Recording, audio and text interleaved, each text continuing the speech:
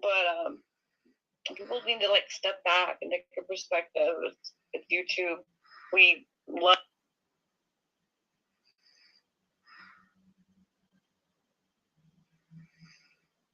Hopefully it'll spread and everybody will get a little positivity. You missed the happy morning song. We just finished it. I know. Good morning, Coach. How are you this morning? What's up, J-Bro? See, these are all the people that I like to see first thing in the morning. Hell yeah, we're all always up early in the morning. You can tell, like, it's kind of funny. I like seeing who gets up in the morning. You're never gonna catch like Dream, and then he chats at like 6 in the morning, unless he stayed up all night drunk. No. Well, good morning, Anna. Kelly wants us to sing the morning song again. Oh. Bless her heart. I think it was more of a statement than actual singing, but that was just joke. Right. I was saying we're just so positive. Right. So yeah, that was about it. We want positivity. We sit up here and try to make up a song. Good, it's the morning time. Everybody's happy. Right. Or I could get real stereotypical and tell you that you should rap one. I can rap. I can't rap off I can't like freestyle rap. I really don't know how people do that. I can't just make up lyrics just real quick and then I can't do that. Good morning, Nicole. Agreed. Morning, Nicole. Coach says he's been up since 2 a.m. Oh,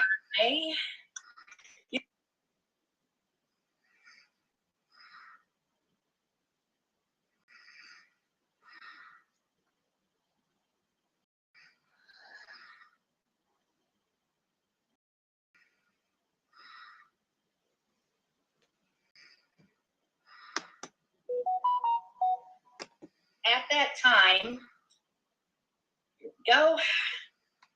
comes waking me up, yelling at me, asking what I did.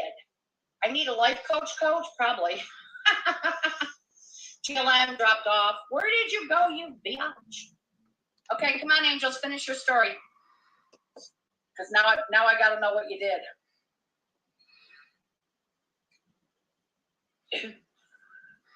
What happened? GLM dropped off, but it might have been an accident, I'm sure. But I'm sure it was. I'm waiting for rage quitting. No rage quitting. Yep, that's it. I'm not letting your ass back on neither, bitch. So then he said, it took you that long to type. He said, you want to take a look outside? I might need a life coach. Angels needs a typing coach. Yes. It took him either that or he's waiting for the suspense to. You really think? Disgusting. Someone get this message to the Montgomery County.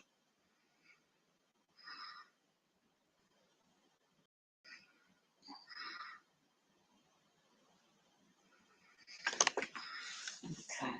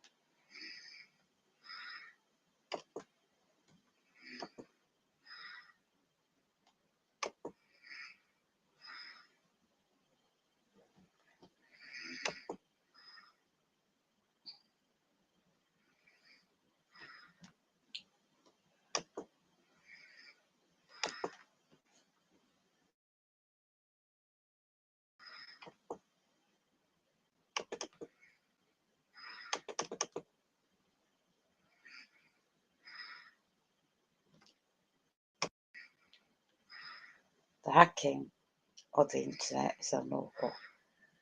So cease and desist now. Surveillance, non-human. I got audio evidence. Right, again.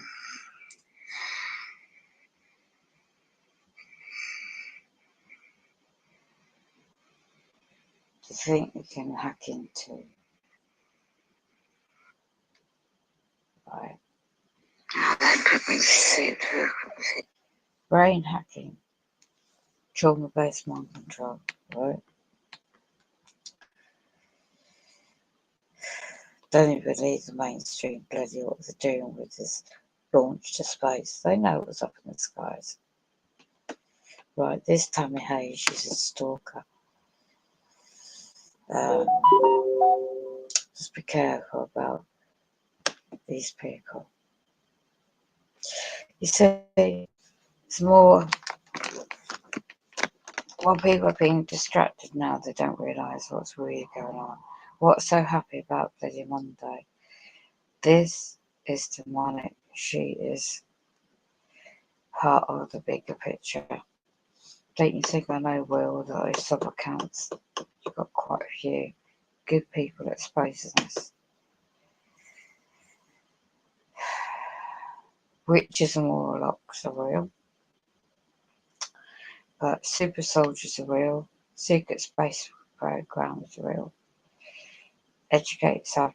I don't know if I can actually get that website back up. Educate.org. And I'm going to play The Reptilians are real. Do you think you can use the military backups program? And doing what you're doing with the MyLabs program with the underground bases and assault me. Yeah, it's been going on. There's a lot of really good information out there. But I say keep hacking everything I own. Brain, body, internet, phone, you name it, they do it.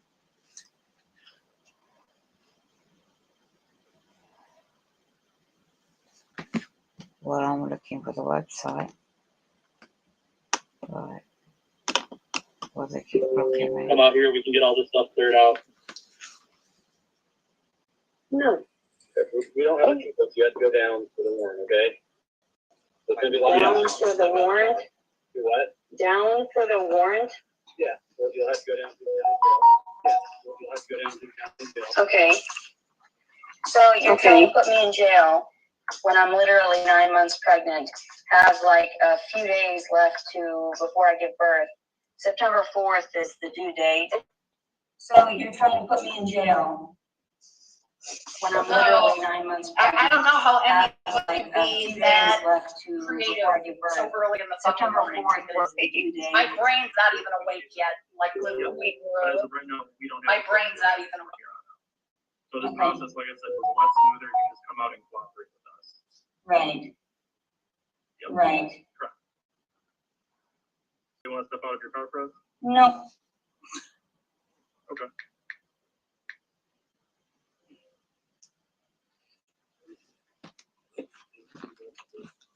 Military MyLabs.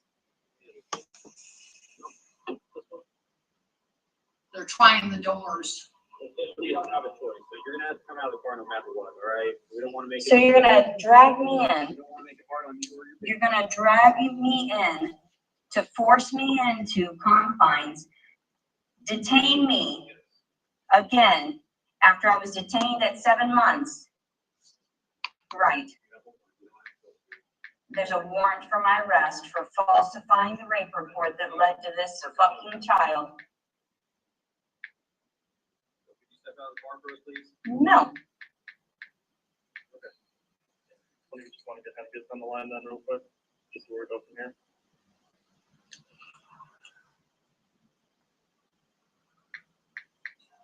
So Tisha, She's actually streamed her an interaction. It was like probably a little over an hour. She had actually gone to her ex-husband's house, harassing her ex-husband and his new wife. Oh my god. Yeah, and she's freaked out because she's just sick. I wish I had an answer, Kelly. I don't. The woman is very, very sick. How did they finally get her out of the vehicle? I'm sorry. Well, they probably, hopefully they didn't have to break the door or anything. Right, she finally said, okay. But I had no idea that was even a charge. That's a big lesson for people that are ever considering that. They will be the problem is that when they went to go talk to the alleged father, he had, and it's been shared. It's all over YouTube. Pandemic. Adonis Paul, Night Owl, Original Owl does it, the whole 9 yards. But basically stay in your own lane, go in your own way. Got things to discuss by all means, but so this is how the hacking goes, right? They make sure on the chat that this is new monitoring. I mean, just observing of Tammy Hayes' life on a different subject, and Will keeps putting in wet dog. That's his handle. I think Diana King will be next, or Dan will be next. But anyway, I just noticed what's the channel of the Tammy is now using to imply about someone else. That's all they do is gang stalking. So problem sometimes at the time with my depression and some other issues, but I am so grateful. Tanya, that's got to be just like living. You got to be living in hell. Yep, I would imagine that it probably is, but I mean, she was at one point. She does. Sometimes it's live streams. She doesn't like to do live streams because there's a lot of people that'll come on there and they will attack her for what she's doing. Which if you're doing a live stream, expect that to happen. You know what I'm saying? Don't be surprised. Exactly. Nobody is going to coddle you. Nobody's going to give you ass pats. Sorry. So, but she was punching her. I hate it when they keep gaslighting people online, Tanya. And I've got audio that bloody. No, I'm not doing great, sorry to say, but I've got audio evidence of hacking the sick things. This is the subject. It's a military black ops program, military abductions. And I've got audio of them attacking me all through the bloody night. I'm fed up with this. But this is demonic. Very demonic. So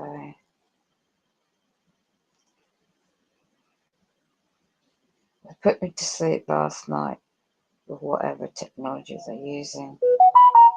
And then I woke up pretty sunk in the morning. And then go back to sleep again. And then pretty sunk in the morning.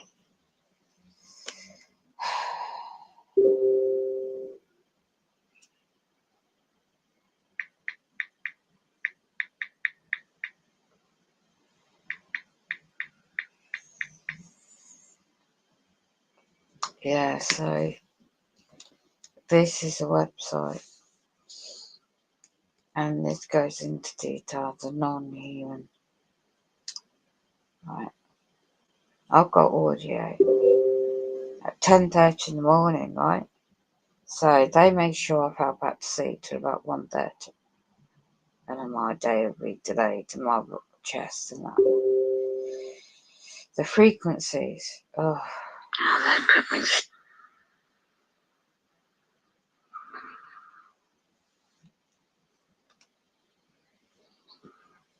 I've got audio of this advanced technology they have. These it's a military operation, isn't it? We know what goes on because we live it. So this is a website found a long time ago explaining what is MyLab's military adoptions, and subject is that they use telepathy, the remote viewing. surveillance. Yeah. This is a blog of someone's experiences. Very helpful. The Monit program, the Monit mind control. Just put links down below. The technology, how they transmit. You know, I don't get the BJK, but that's just put some really good links. My loves, you know, let's go into this link if I can open up. So yeah, 3:00 in the afternoon, and the world is collapsing. Isn't it, Tanya? I was just watching the Melbourne protest yesterday. That was pretty good. I wish I could see something more. Okay, there's another website. The Alien Website. The Dark Side of the Cupid.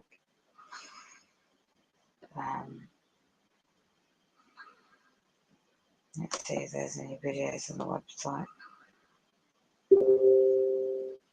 The Hidden Hand. The Trauma Overview.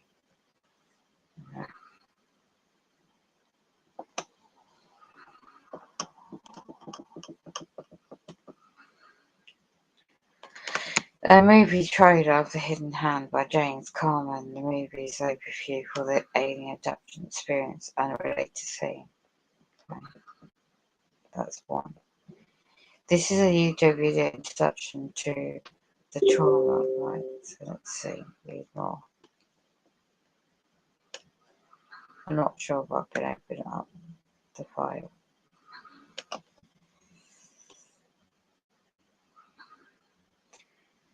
Dream work for anomalous trauma, you know, it's mind, isn't it? The mess about was.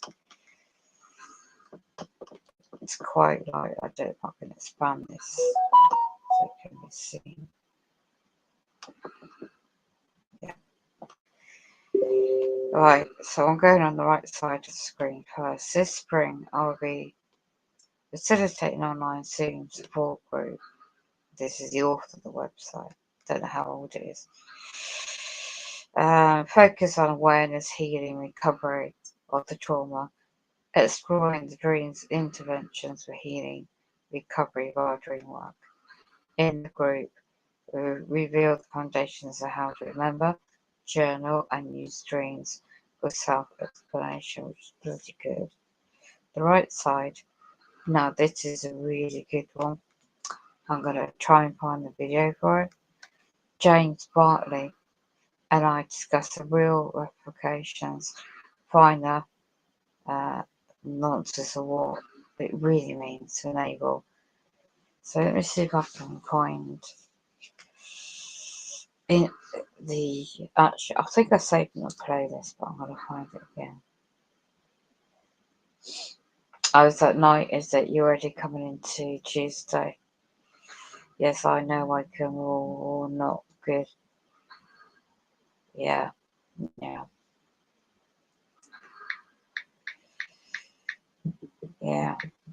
Did you? How have you been?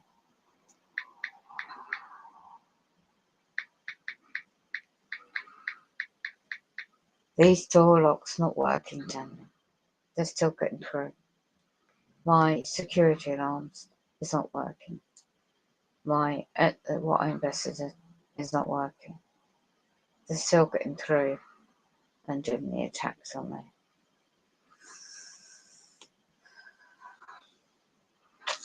I talked to Murray and put up people smoking outside my fucking window. Piss off, you perps. Excuse my bluntness. Putting smoke in my bloody through my window. Not well. Help mum yesterday. Oh, that's good. Yeah, you too, Tanya. Yeah, shut up. People don't realise I went to top up my gas yesterday. Right, because the price increases Wednesday. So I've had to use extra. And I have to save. You gotta save what you can, isn't it? So I build up my gas meter.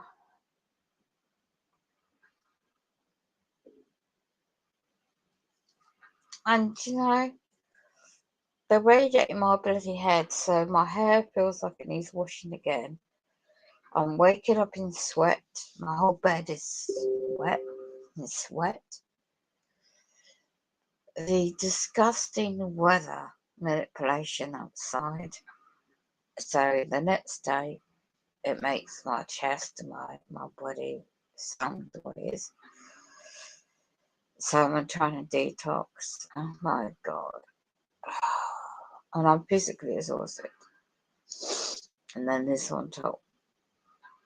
So yeah. And that video of that church bells going off, the psychological tactics, that is. Done it before, it's not the first time. It's not a church bells in the main church in town centre having a rehearsal, that's BS. Really seriously desperate to target us, right? For those that awaken to what's going on in the bigger picture. I never noted anybody consent to be tortured, to be set up, to be lied about, manipulated. What I saw also was, and I just have to get my hair washed. I'm going to keep streaming. And it just needs, it's not dirty, it just needs to be freshed up. And my body, it's just like, oh, for God's sake, I'm releasing weight by sweating. And it's not that hot. But these next few days, and any day from tomorrow, you know, onwards, for those that are doing all this, you know, and when their comedy crashes,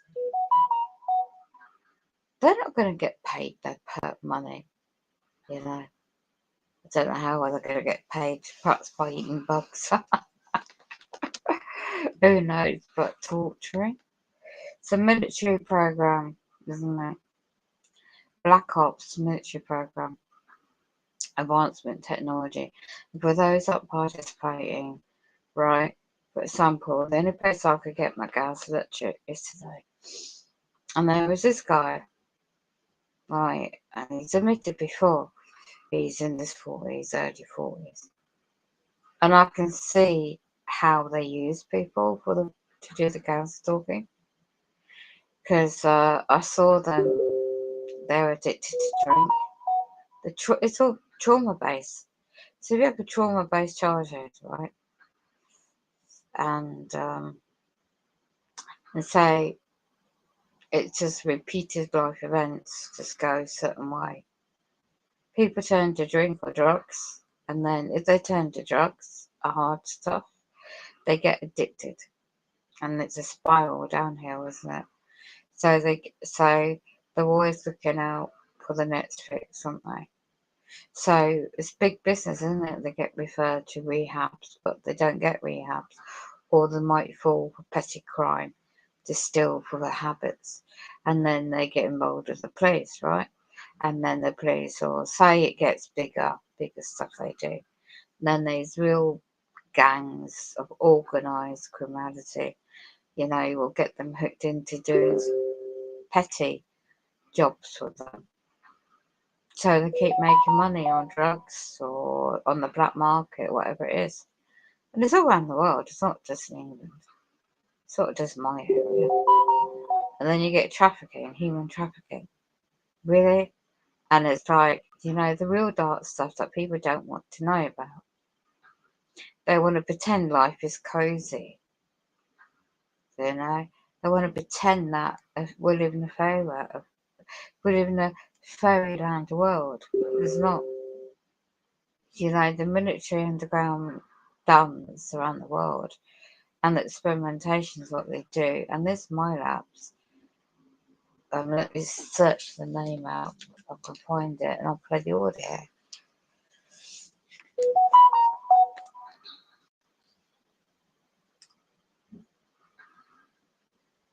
So just have a minute. Because they want me to react. And I'm not going to give them that justification.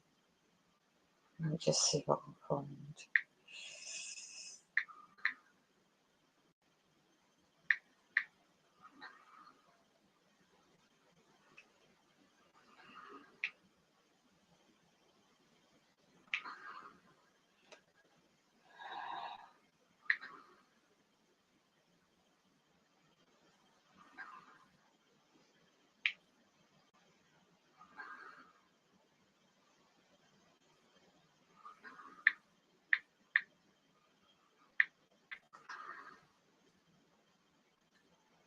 Yeah, I found it. So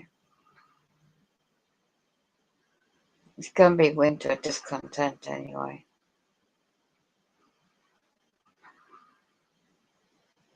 Rep 10. This is the subject 4 months ago on the guy's channel. Reptilians and cyber grids 102.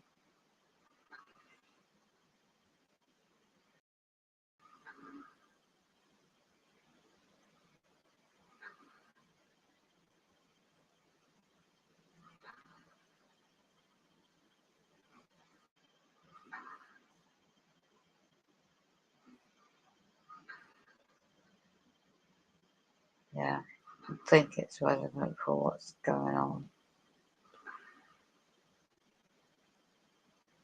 He has a blog on YouTube and he's very informative. So I've just playing the audio in the background.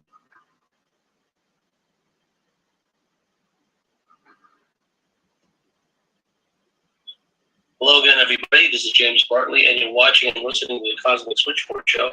Today, our very special guest is Chris Turner, the producer, director of Don't Mention the Reptilians, the creator of the first ever conference dedicated to reptilian investigations. Chris has his own podcast channel now, The Last Transmission. I was privileged to be a guest in the recent past. So without any further ado, my good friend Chris Turner, welcome to the Cosmic Switchboard Show again. No, it's great to be here, James. Great to get the invite. And as we talked about earlier, there's a lot to discuss. There's a lot going on in the world. There's a lot going on in the world of ufology, the world of, in fact, anything strange. There's a lot going on, isn't there? So there's lots to discuss, really. Yeah, and to kick it off, where do you feel moved to, start? Because, like you said, there's so much going on. Well, I wonder, and I know you touched on this when we in the brief chat just before we started, but I wonder if, with all the activity, with everything that's happened in the last 2 or 3 years, various things, whether that has ramped up the increased sightings in the world of ufology, in the world of cryptids, because certainly here in the UK at my end, we're getting a lot of reports of paranormal phenomena, that albeit it could be UFOs, it could be cryptids.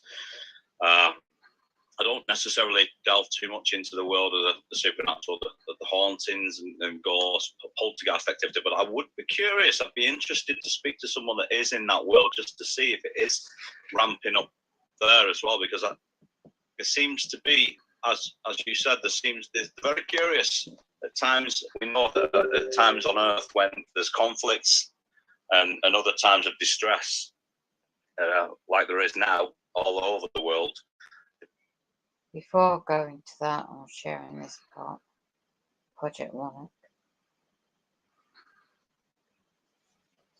The mystery religion of ancient Egypt and Greece, India, Babylon, helped by the foundation of occultism, hidden knowledge, meaning. One of the earliest writings giving reference to occultism in Egypt, the God of the Dead. The combination of rituals, specifically describing methods of torture and intimidation to create trauma, to use of potions, i.e. drugs, the casting of spells, hypnotism, ultimately resulting in total enslavement of the initiate. These have been the main ingredients of part of the occultism known as Satanism throughout the ages.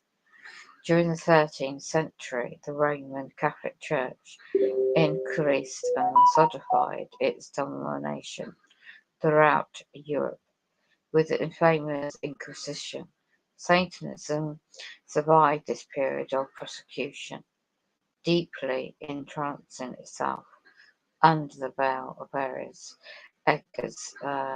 other groups. In 1776, Bavarian Jew by the name of Adam Watt, I think it's pronounced, was commissioned by the House of Rothschilds to centralise the power base of mystery religions into what is commonly known as Illuminati, meaning enlightened ones. This was an accumulation of powerful occult bloodlines, elite secret societies, influential Masonic fraternities, where they desired to construct the framework of the New World Order. The outward goal of this utopia was to bring forth universal happiness to the human race. However, the underlying intention was gradually to increase control over the masses and becoming the masters of the planet. Down below, the next paragraph. The Anglo Alliance. By the 19th century, Great Britain and Germany was recognised as the primary geographic areas of Illuminati control. It then should be of little surprise to know the first work in behavioural sciences research was established in England. That's on the brain as well, yeah, because I knew this since 1882. That's how long they've been messing about on people's brains.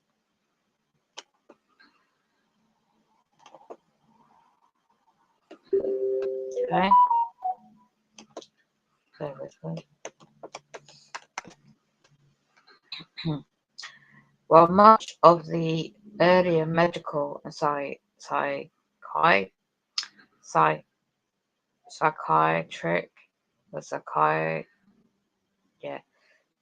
I can't pronounce the word right now, techniques involved in mind control was pioneered at the Cassia and the Wilhelm Institute in Germany. Now here goes with the Tavistock Institute involvement. The Tavistock Institute of Human Relations was set up in London in England, and get the year 1921, to study the breaking point of humans, the human soul, the psyche. This is how they've been doing this all this along, and who's behind it. To study the breaking point of humans, Kirk Levin, a German psychologist, became the director, a German, in Tavistock Institute 1932. At the same time as Nazi Germany was increasing its research into neuropsychology and power of spell this PARAPSYCHOLOY and multi-generational occultism. So it is generational. So Tanya, if you're listening, go through your mum, your late father. It goes through the family bloodline. This is what they do. Generally. Increasingly, progressive exchange of scientific ideas was taking place between England and Germany, most notably in the field of energetics. So I spell that word, EUGENICS. The movement devoted to improving human species through the control of hierarchy factors and mating. Now, I have to spell out the word again. NEFARIOUSLY. Now, the NENIGMATIC, I can't pronounce the word, so I spell it. The union between the two countries was bonded, partly through the Order of the Golden Dawn, that's a secret society, which consisted of many high-ranking officials of the Nazi Party and British nobility. The top SS Nazi officer, and it quotes who it was at the time, was in charge of the scientific project called Lebesborn. I have to spell that word. Lebersborn. So all this is past history, which included selective breeding. Get that? I repeat, this is true, and it's on this article as well. Includes selective breeding of breeding and, I should say, adoption of children, a particular large number of twins among them. The purpose of the program was to create a super race. They call it, and I pronounce the word, Aryans, who would have total alliance to the cause of the Third Reich's New World Order. Much of the primary experimentation concentrated on genetic engineering. Messing about with the human gene, really? And behavior modification. Conducted by a Dr. Joseph Mengele at the famous Oxford in Germany, where he coldly analysed the effects of trauma bonding, eye colouring, twinning upon his victims. Beside the injurious medical surgery experimentation performed, and that was in the concentration camps. Some of the children were subjected to massive amounts, horrifically, of electric shock. Sadly, many of them did not survive the brutality. So this is building the background to where we are now. Currently, brainwashing was carried out on inmates in DACHAU, DACHAU, who were placed under hypnosis and given hallucinogenic drug, and it quotes which one. During the war, parallel behaviour research was led by Dr. George, and I can't pronounce the last name, this Colgate, Colgate University. His involvement with the Army, CID, and in America, FBI, and other agencies remains shrouded in secrecy. However, S.D.A. Brooks would occasionally slip and discuss his work, involving the creation of high-programmed carriers and high-protocally, can't pronounce that, induced split personalities. That's by trauma. After World War II, the US Department of Defense in America secretly imported many of the top German Nazis into Italian fascist scientists and spies into USA, South America, and Vatican. Italy, that is, in Europe. The code name for the operation was called Project Paperclip. One of the most prominent fields and finds, I should say, the US was German General Reinhard Genhelm, I think it's pronounced Gehlem, Hitler's co-officer of intelligence against Russia. Now, upon arriving in America, Washington, D.C. in 1945, he met exclusively with the president at the time, President TRUAN, General William Wild Bill Dobbin, Director of the Office of Statistics Services, OSS, Alien DUAAS. He would later become the head of the CIA.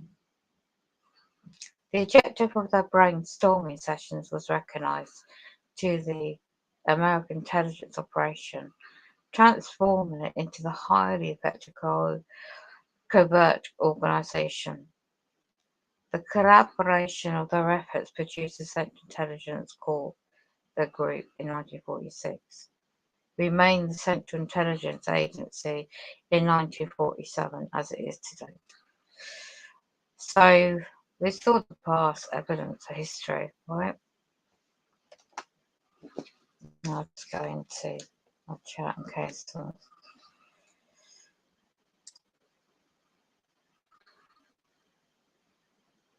Just bear with me.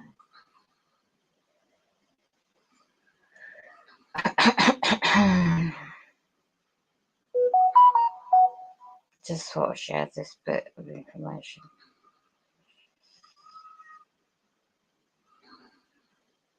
It's all based on short-based mind control. First day of spring, is it? It's all based on short-based mind control. He's going for it. He's set up, Tanya and Marius. So am I. Yeah, okay.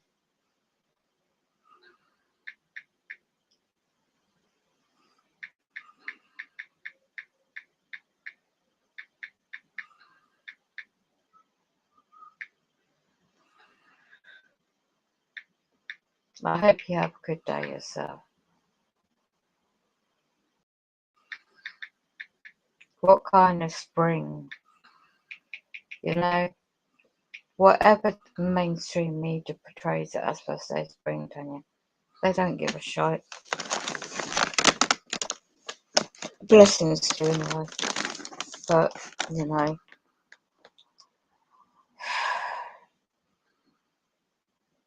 nobody gives a shit about any of us, what we're going through.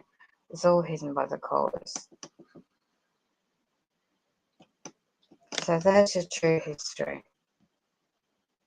Right. This particular piece of in America was implemented to protect an unconscionable number of illegal government activities, including mind control programs. The CIA, National Security, finally established the first in a series of covert brainwashing programs. That was initiated also by the Navy in the fall of 1947. Project Chatter was developed in response to Soviet successes through the rules of truth drugs. Now, the rationale, however, was simply a cover. If the program was to be exposed, the research focused on the identification and testing of drugs for use in interrogation and recruitment of agents. The project was officially terminated in 1953. Now, the CIA decided to expand their efforts in their behavior modification. Now, the project was called Project Blue Bird. Director Alan Dulles, D-U-L-L-E-S, in 1950s. The objectives were to discover means of controlling personnel to prevent unauthorized extraction information from them by known means. Investigate the possibility of controlling of an individual by application of specific interrogation techniques. Investigate memory enhancement and establish defense means for preventing hostile control agency personnel. In August 1951, Project Bluebird was renamed Project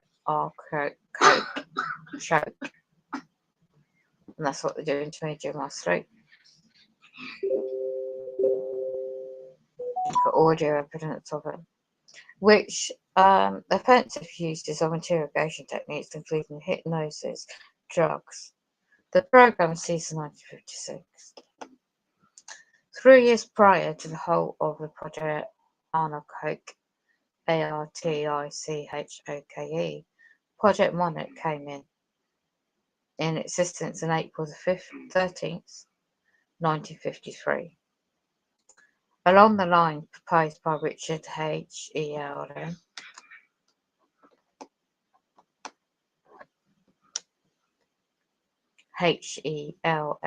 Deputy Director of CIA Intelligence, DDCI, with the rationale establishing a special funding mechanism for extreme sensitivity.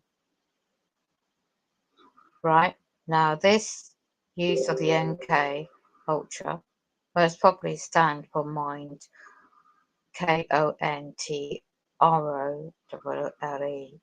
obvious. Bear with me.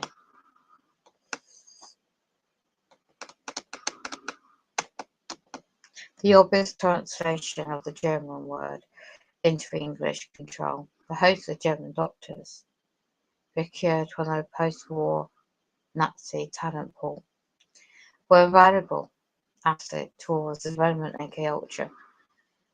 Between the concentration camps experiments and numerous sub-projects of MK Ultra are clearly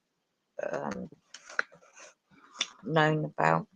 The various avenues used to control human behavior under MK Ultra.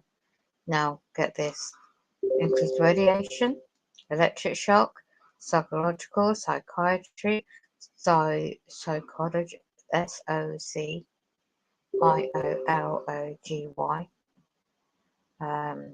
harassment. Let's go down this list.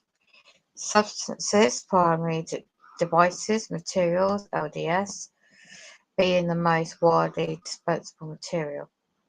Special procedure designed MKDELTA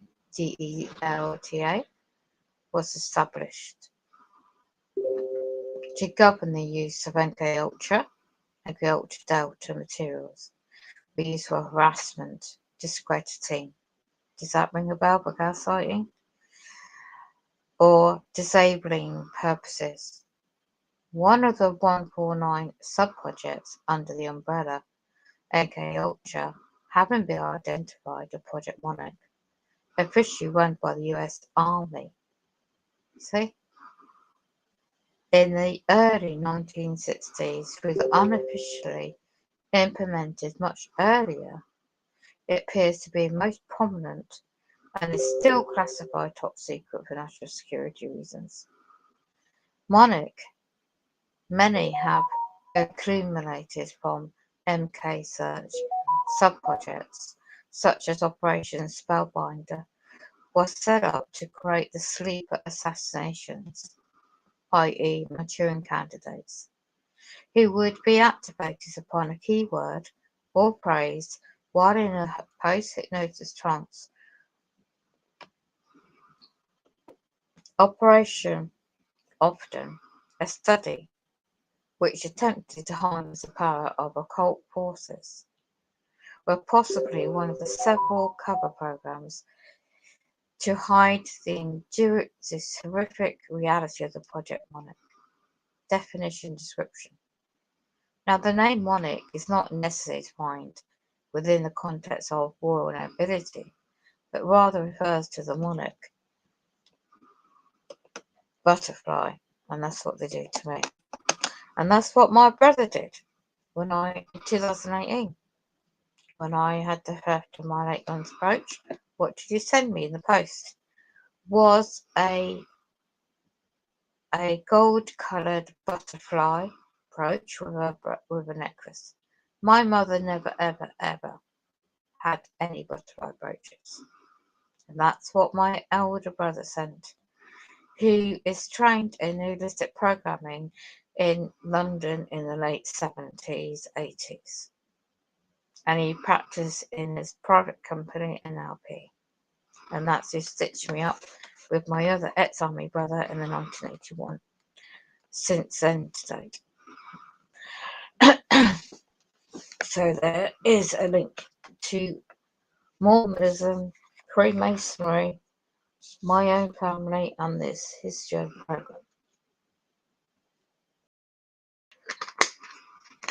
And that's why I'm on that bloody target list, because of my own bloody family members. And then it's bigger than that, because I would not keep quiet about the abuse that would happen to me and my family members as a kid. They single me out, and then they target my own family, my own grandkids, and I don't see none of them because of it all. And that's why things are happening the way it is now to me. But there's history, and this is evidence of the background history generally, not just about me. So basically, the occult symbolism may give additional insight into true meaning of psyche. It's the word for both soul and butterfly, coming from the belief that the human soul becomes butterflies while searching for a new reincarnation.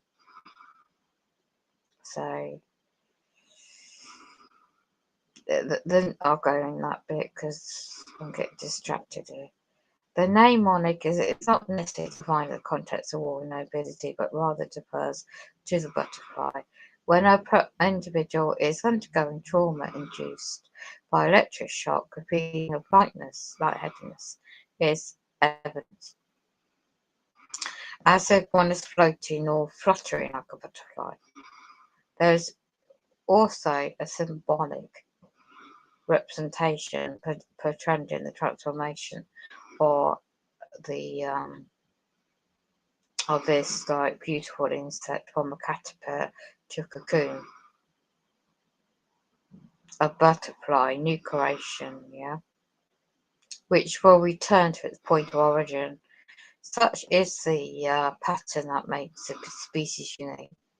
Now, the occult symbolism, many give additional insight into the true meaning of the psyche, and the word for both soul and butterfly coming from the belief that human souls become butterflies while searching for a new reincarnation. Now, some ancient mystical groups, such as the GNOSICS, saw the butterfly as a symbol of corrupt flesh, the angel of death. Remember Mengele, Mengele, in Geno, this artworks were portrayed questioning the butterfly, and they're using another word I can't pronounce, MARIONETTE.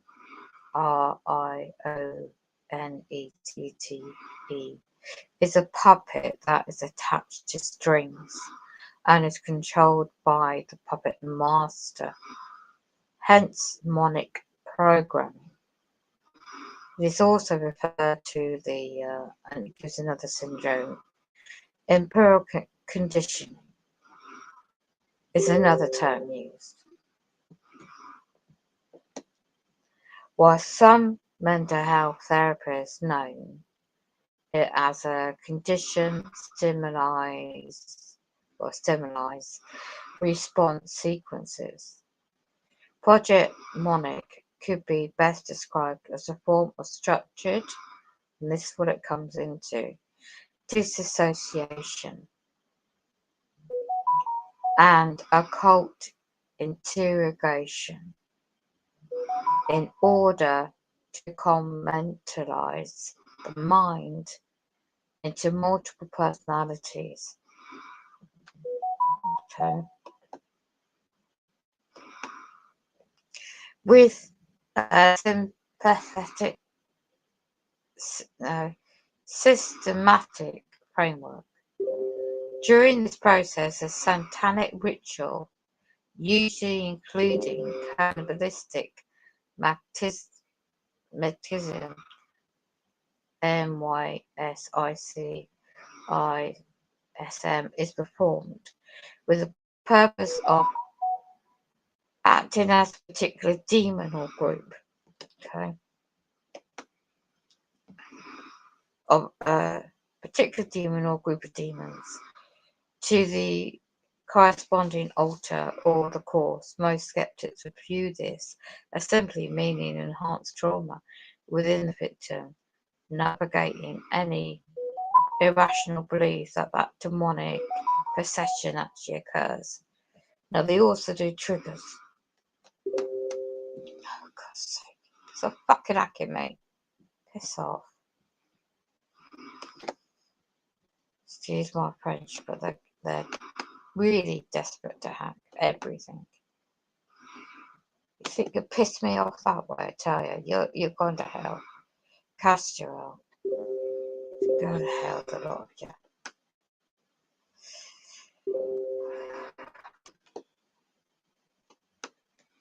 these demons, attacks, and so many innocent individuals do it deliberately. Look at this history. It's evidence. Another way of examining this victimization of the body and the soul is by looking at the complex computer system. Yeah? But you don't bother looking and educate yourself. That's why it's not just technology, right? I've been doing this ever since, past history. One needs to look at, if you want. Right, so a file alter is created through trauma, right? Repetition, reinforced in order to activate the trigger, i.e. like a computer file. The specific access code or password, a key or command is required. Why do you think there's all this stuff going on in the world? Okay, so it just tells you it. The victim survivor is called a slave by the programmer handler. Don't forget key perpetrators around where you live, perhaps family members, perhaps. So, handler, who in turn is perceived as a master or god. They're not. They're soulless, they're demons. About 75% are female, since they possess a higher tolerance of pain. See, that's why they single out females. But why they do it to males? Anyway, this is what this article says. It's called a slave by program handler, according to that. Higher tolerance of pain tend to dissociate easier than males. Subjects are usually used mainly for covert operations. Now, this is what they do. This is not me saying this. Sex work, pornography, prostitution. How can they use women for that in this program? In that regard, I'm not saying everyone is. This is what the article says. Involvement in the entertainment industry is notable. A former military officer connected to the DIA told this writer of this article, in bigger picture, these people monitor victims are all walks of life, from the homeless individual on the street to the white collar, corporate individual in business. In corroboration, a retired CIA agent vaguely discussed the use of such personnel to be used as plants, right, for the purpose of infiltrating groups, gathering information, injecting, or another agendas.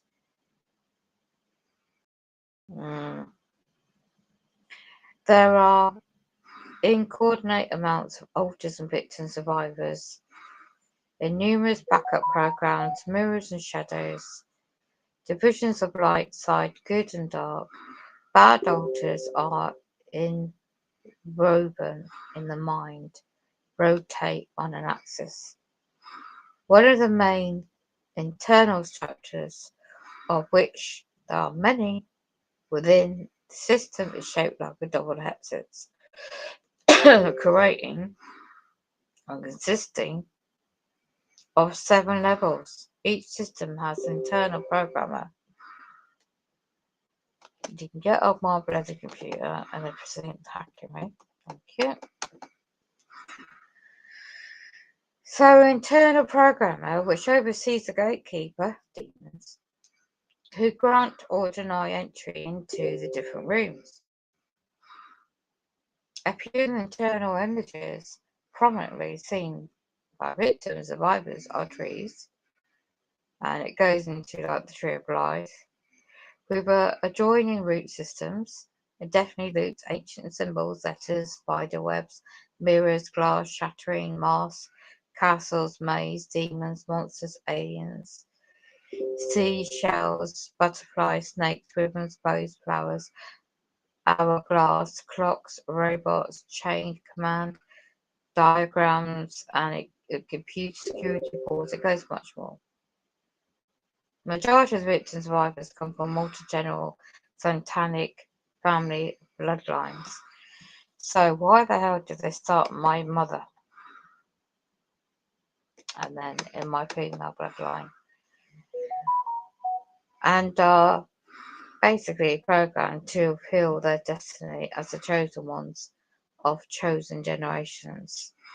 A term coined by that man who started this program over in Germany. Some are adopted out to families of similar origin. Others used in this neurological nightmare are deemed like expendable ones, which are non-bloodliners. Usually coming from orphanages, get this, foster care homes, or families that are messed up, with a long history of paedophilia within the family. Can you believe that? There also appears to be a pattern of family members affiliated, get this, who are members of, they call it government or military intelligence agencies. You get that part? Got family history or members or that you know about that worked in the military or so-called governments in the world. Many of the abuse come from families who use capitalism, Mormonism. And guess what my late mum didn't know? When she was pulled in to be a member of the Mormons, all those years ago, because she was a true Christian, because what happened to her, my late mum's kid. So that's what the article says. Many of abuse come from families who use, as I said, the different religions, Christianity, as a front for activities through members of their own other religious groups are also involved. Organised. This is what I'm not being disrespectful. This is what the article says. Victims and survivors generally respond more rapidly to rigid, religious, dogmatic, I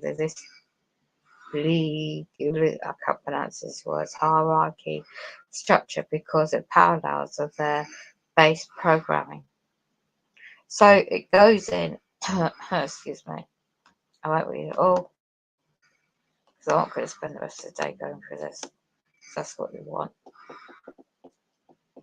Cut through the chase and all this. The deepest, darkest altars, bloodliners are portrayed to be dominant under the Antichrist, until the Antichrist is revealed. That's what the end times are living in. The New World Order altars supposedly contain call back orders, instructions to train and initiate a large influx of people, possibly clones or soulless ones, thereby stimulating social control programs in the new millennia. We're living it now.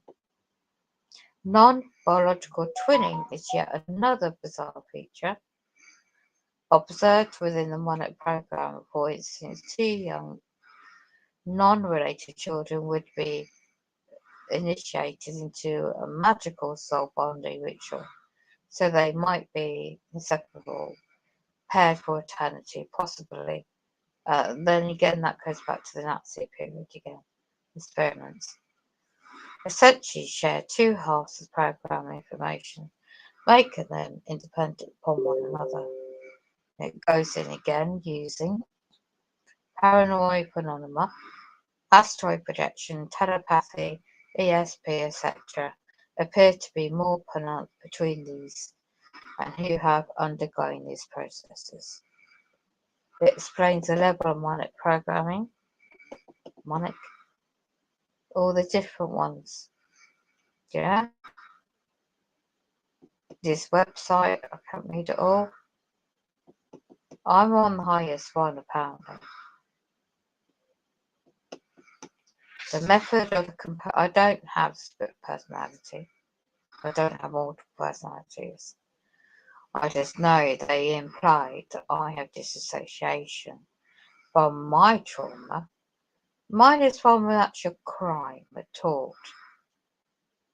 But yet, when I thought years ago, before I studied law, it was implied, right, that what I experienced and witnessed as a kid affects you as an adult. But anyway, this particular component goes into how they do other stuff. Sleep deprivation, sensory deprivation. I mean, this is endless.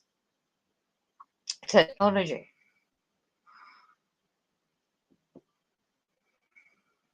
They go into the sound waves, right? RNA, neuron pathways, subconsciousness. They definitely do that. Unconsciousness, virtual reality. Why do you think all this advancement technology is here?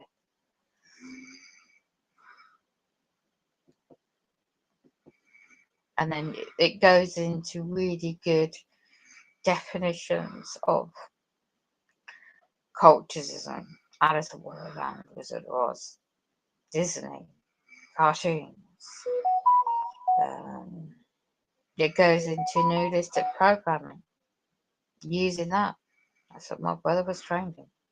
Deliberately, specifically triggers and keys for base programming and monitored children, it says in the article. So anyway, I'm just going to play some scriptures in the background, but oh well, this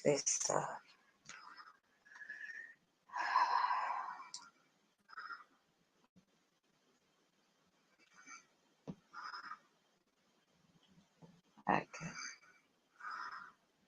Thanks, Tanya. So there you go.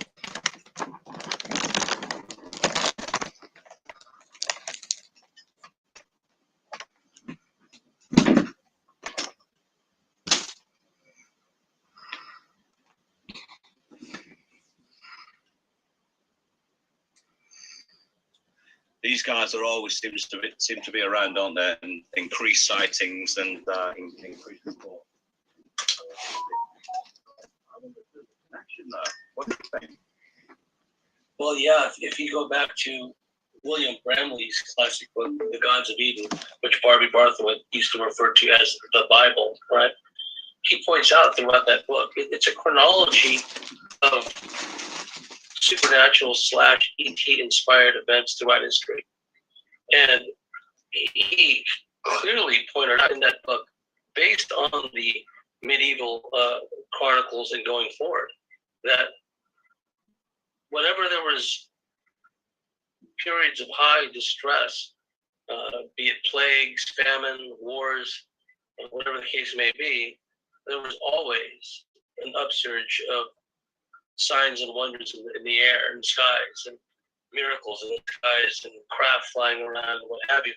He talked about during, prior to one of the plagues, eyewitnesses had seen humans, or what we would probably call humanoids, with what we would describe in our modern parlance as tanks on their backs, and they were spraying the crops with some kind of mist, right? So this is what was described, and them using the language in the vernacular at the time, and how we interpret it. It sounds to me like someone was spraying stuff on, kind of doing like a Monsanto kind of thing. You know what I mean? So yes, throughout the ages, whenever there were wars, et cetera, there's been an upsurge in ET activity and ET sightings. Well, I like the term you came up with, I think probably a long time ago, and you called it a frequency war. And I think that's absolutely, when I think about it over and more, that's highly accurate in my opinion. This is a frequency war. Everybody must be feeling that, even subconsciously they must be feeling that, because I'm feeling it now, and I don't really consider myself, predominantly, I'm a filmmaker first, researcher and investigator. I'm not really sensitive to any of this stuff, or not that I'm aware, but even I can pick up on this. I think you have to be something wrong if people are not picking up now on this, because it's everywhere, and I'm feeling it. And you know, we touched on it before. It does feel like it could turn, doesn't it? I don't know which way it's going to turn. I know which way I hope it's going to turn, but I do hope that there is some positivity out there, and that we can drive that change in the right way. Because I used to think that sort of thinking was a little bit. I used to think it was a little bit new age, to be honest. But the more I've researched that, the more. When I got into this, I was listening to guys like Bill Cooper, David Icke, even Greg Braden, who's a not necessarily in ufology, but he's a great researcher. And he used to talk about like 20 years ago, and I was listening to that kind of information. I never really bought into it, but now I've had time to digest it and research into it more, and even meet people that practice that sort of thing. It's absolutely real, and it's absolute, and with them absolutely overloading us with this fear and negativity, that proves to me that they cannot have us in a constant state of positivity, can they? For any period of time, you know, they give us Christmas and the holidays. They might give you a couple of weeks of positivity where there's absolutely no negative press. There's nothing horrible going on in the world. There's no conflict, but it doesn't last very long, does it? Until they just, and at the moment it is constant. It is non-stop. It's COVID, now it's conflict, then it's the carbon war, and onward this thing goes. Because I think at the start of the COVID thing, they saw how easily we as a population could be manipulated. Not us as individuals, obviously, but fear, as you've said it many times, is very powerful. It's a very powerful emotion, and they know that. How we overcome that? There are those of us. I think that what COVID and that whole crisis has created is that divide.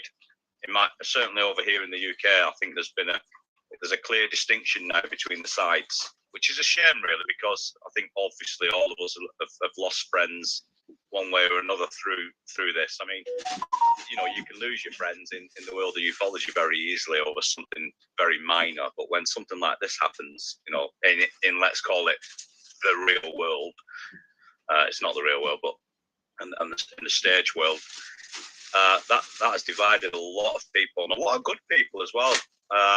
And I'm still hoping that some of those people will see the light. I think they will. I think some people that I never expected to see what's going on. And it's not just the whole virus thing. This is big. You've said it before. This is bigger than that. This is something that's been in the planning for thousands of years.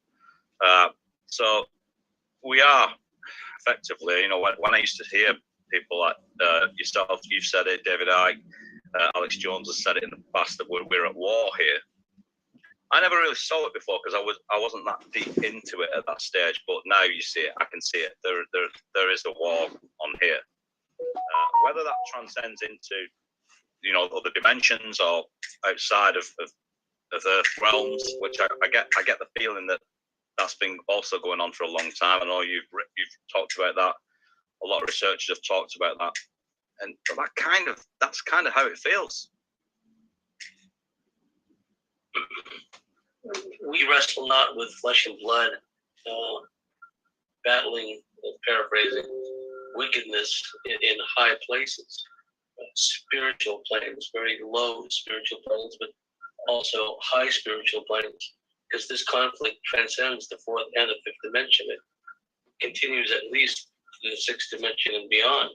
So what we're seeing with the frequency, and I'm glad you brought that up, the way they're cranking everything up now with the increased frequency modulation, with the weaponized rain, weather, weaponry, etc., those of us who've been around long enough, like you and I, Chris, we can encase ourselves, if you will, in a bubble, like a sanctuary bubble. And it's very much like the resistance fighter, the undercover operative in Nazi-occupied France, Europe, World War II. You're just mixing in with the rest of the population. Sometimes you got to wear a mask because you want to look like them, right? and you don't want to engage in deep conversations and all this other stuff. You just want to be literally the gray man, just blend in the crowd.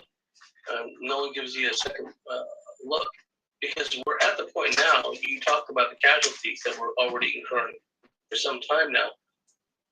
With the onset of winter, northern hemisphere and the southern hemisphere, the frequency modulation, the autoimmune enhanced dependency, we're going to see a bigger die-off in the near future. So, whereas in the past, and you're old enough to understand this, Chris, some of our younger viewers don't have a context, but we went through and lived through the AIDS epidemic, right?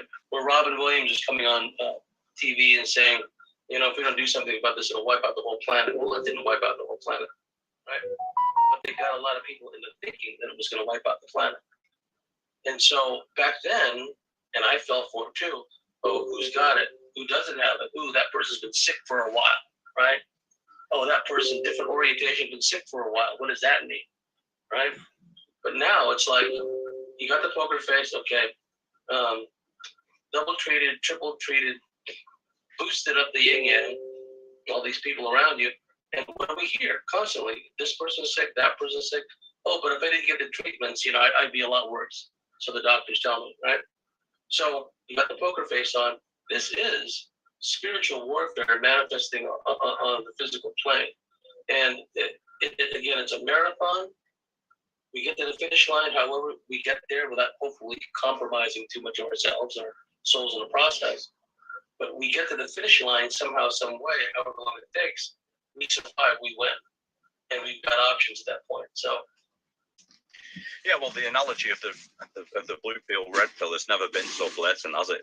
You know, I wasn't sure I was ever going to experience that in such a way, but yeah, that, you know, certainly amongst my group of friends and acquaintances, yeah, I mean, it's been hard to watch, actually,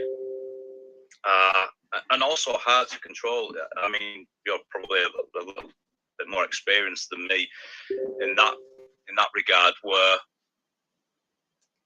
you've learned to control your reactions to it, I would imagine. That's difficult to do, isn't it? It's sort of difficult not to just splurt all your emotions out and your feelings out in regards to it, because, and also it's hard to do it without sounding like you're coming across as though you're better than them, as though you're on this soapbox and you're preaching to people, look, we told you this would happen, and all that kind of thing. And ego obviously plays a huge part in this, because I think that's one of the things that is really stopping or slowing the resistance down, actually. People just aren't willing to, after 2 years of being told by so-called crackpots that what would happen, that even now they're not willing to back down at all. It's crazy. They're not willing to take a U-turn. They're not willing to say sorry.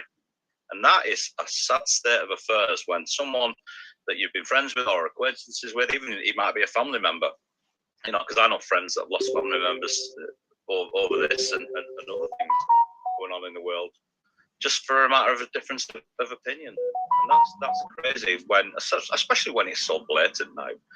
You know, now I think Ike's terminology is that you know, they've come in the room and the door is shut behind them, and I think that's a great analogy. You know, the cat's out of the bag. They're no longer actually afraid of blatantly telling you what the agenda is. They're not bothered. This Klaus Schwab guy, they're quite happy actually to let you know, because it's part of the agenda to let you know. Whether that comes round to I know you've discussed the karmic loop before, whether that escapes this karmic trap, but that they let us know and we decided not to do anything about it, I don't know. That's certainly how it feels. You know, we're being given an opportunity here. Obviously, we're up against it, because everything you say, everything you write is censored. Everything that the public that are not necessarily in our sphere, everything they see is controlled. It's all propaganda. It's managed.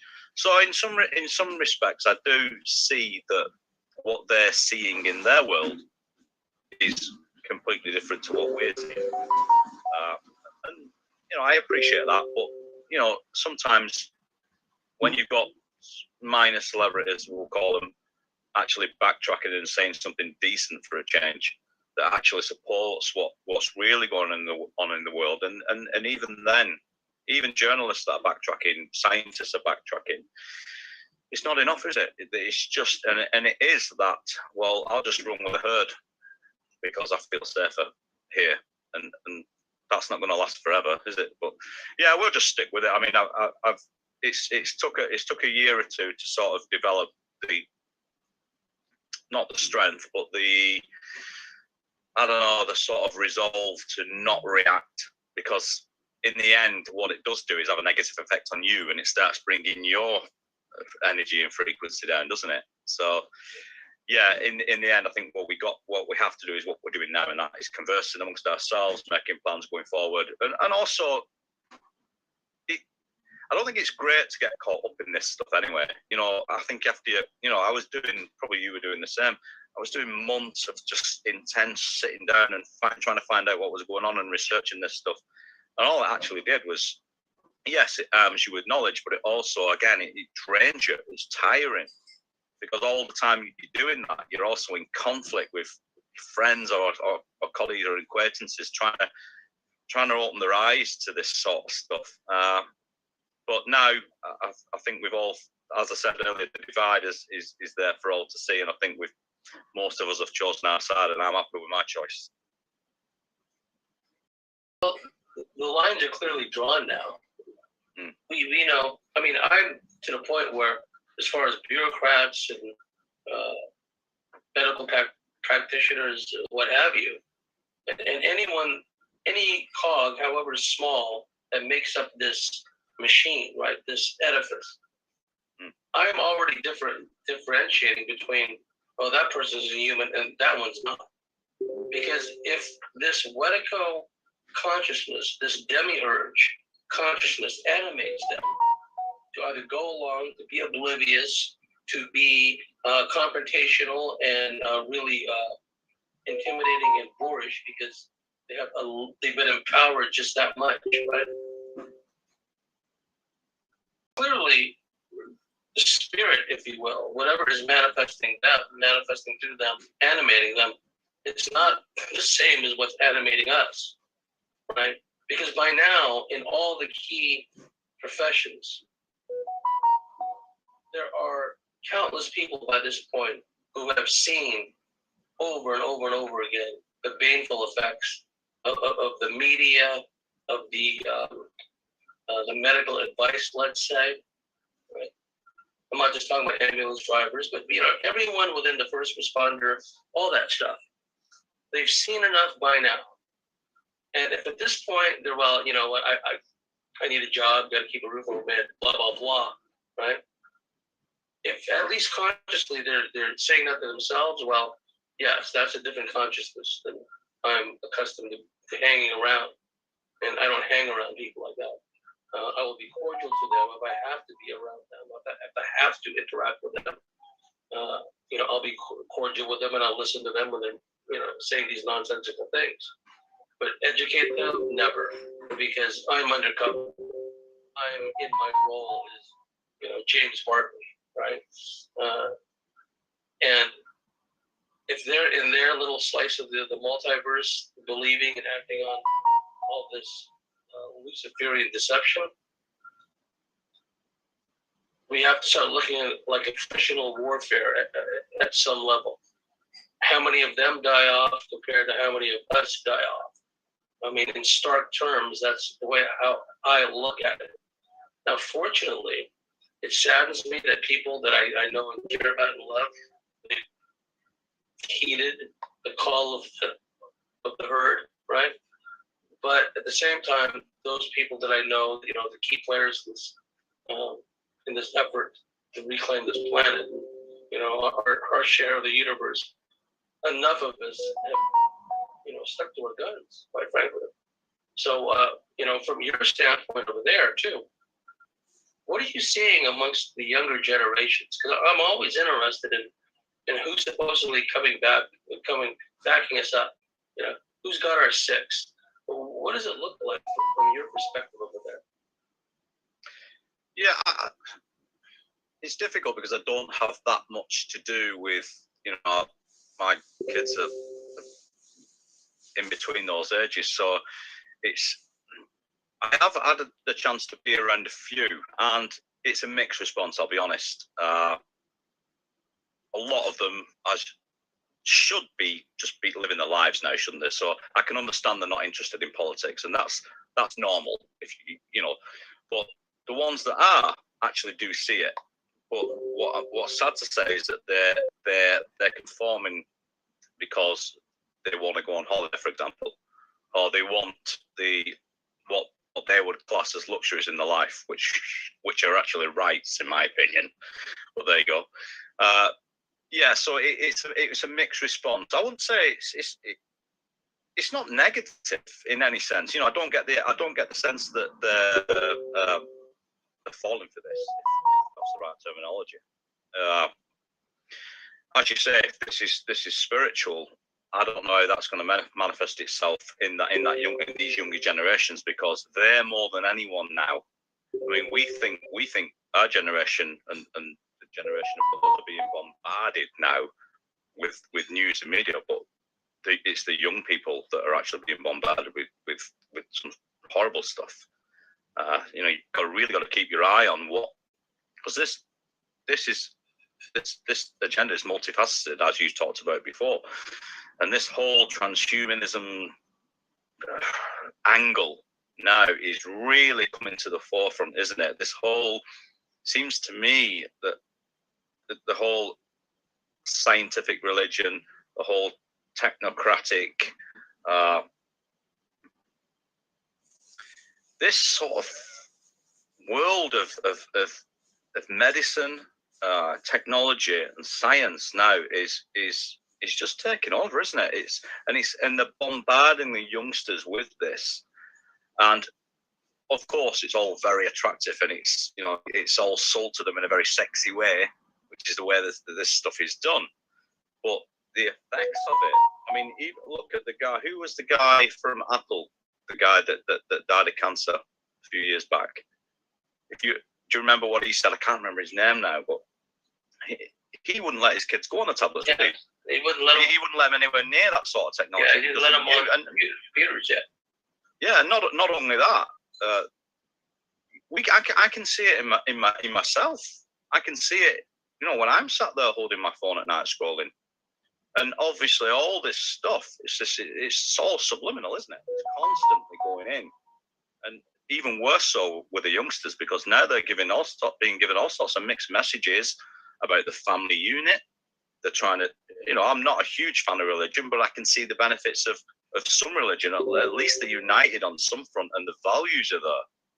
With all this stuff going on at the moment, there are no values. Certainly no values come from anything remotely good that I can see.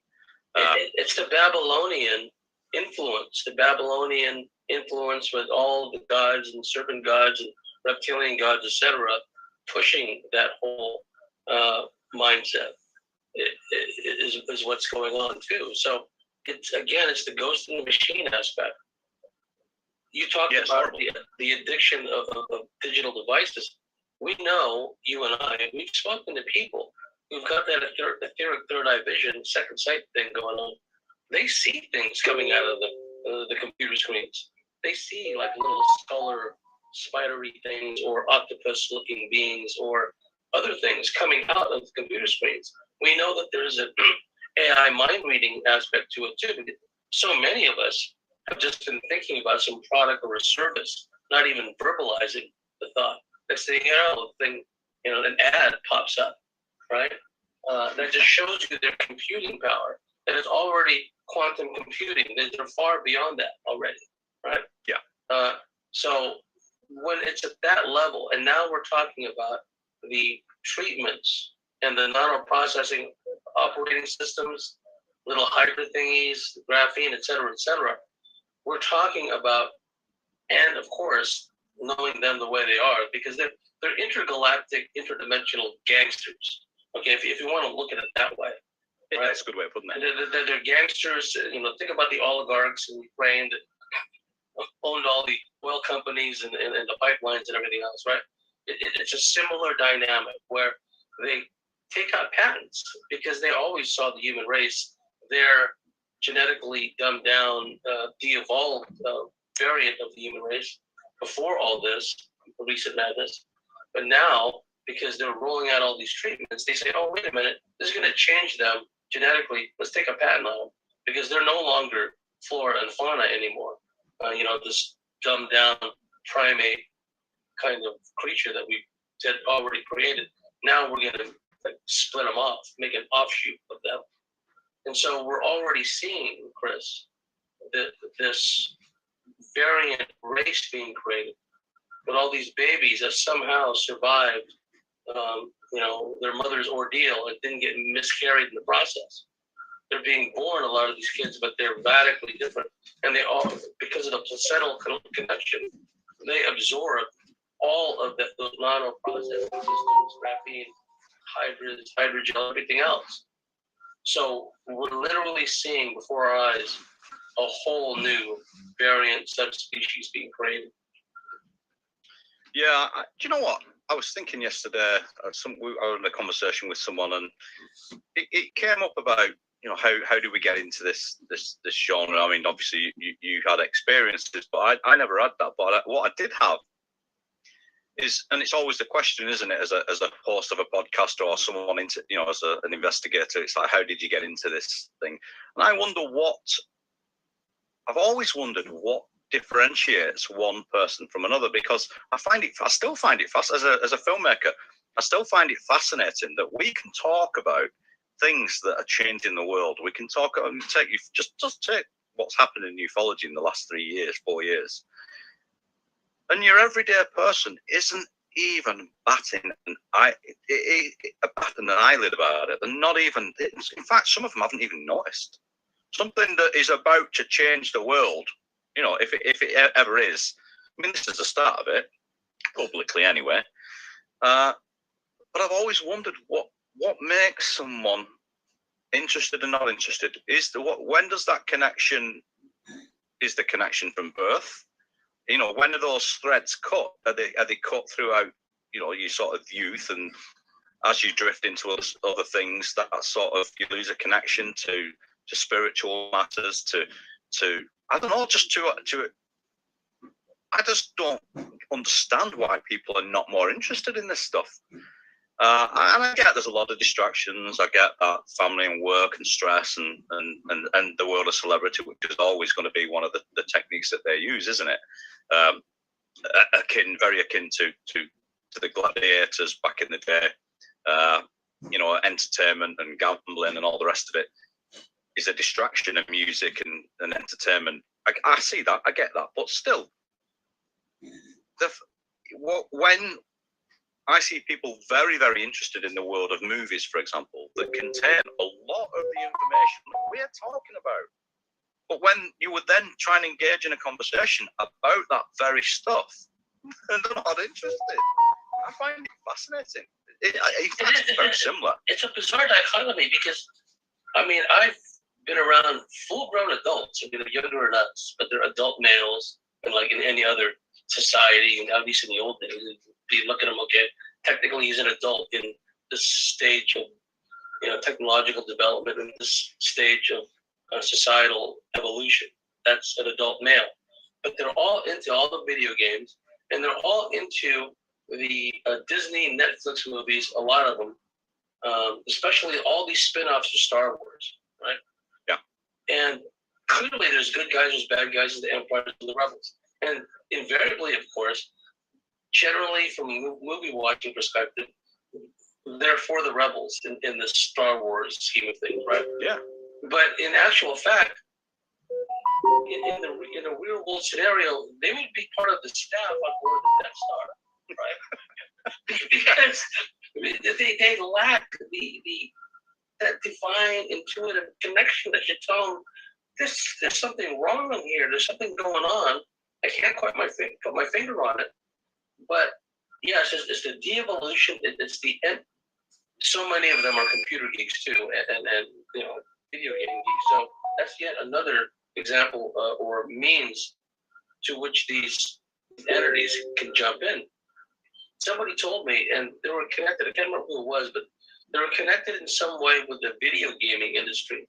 And this guy told me that a lot of these game characters that are like swinging around these big battle axes in these combat games, they're accurate as much as possible, accurate depictions of various kinds of demons and entities, down to the folklore of all these different, cultures, some of them quite obscure.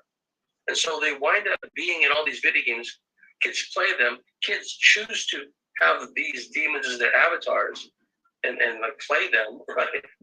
And then it goes beyond that, because some of those kids, and we're talking also adults, they start having nightmares of those same video game characters who they've played coming after them with battle axes and stuff at night, because they didn't realize that they were real entities.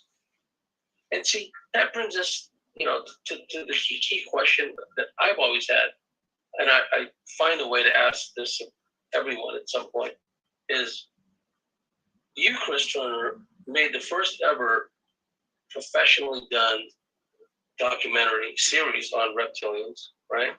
Don't mention the reptilians. And there have been other documentaries kind of put together in the Thrive vein, if you know what I mean. And, a lot of historical context, et cetera, et cetera. But you went a step further. You filmed interviews with all these people that had reptilian experiences, people that are experts in our field. What got you to the point, Chris, that you realized that, you know what, I got to do something about this reptilian subject, because it's left a mark on me, and I feel like there's something to it. Can you take our viewers through that process that it came about? I think it did leave a mark on me. I think I've said this before in previous interviews, that when I saw an interview with David Icke, and he was on some TV show here in the UK years and years ago, a long time ago. I would have probably only been about 16, possibly, so that's a while back. But that stayed with me, and the reaction to what he was saying, you can imagine what the reaction was by this is mainstream TV. And I think this is obviously after the Wogan thing, so that had already followed him around for a few years. But something about what he said just stuck me, and I don't actually know why.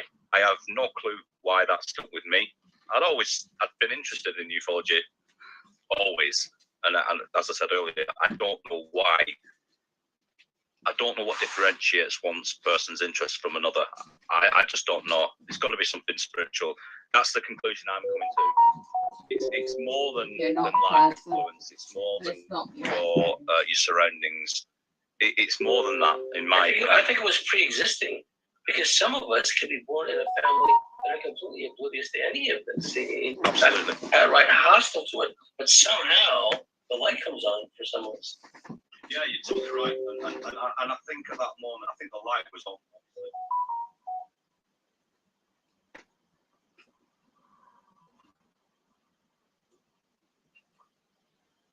The light was on.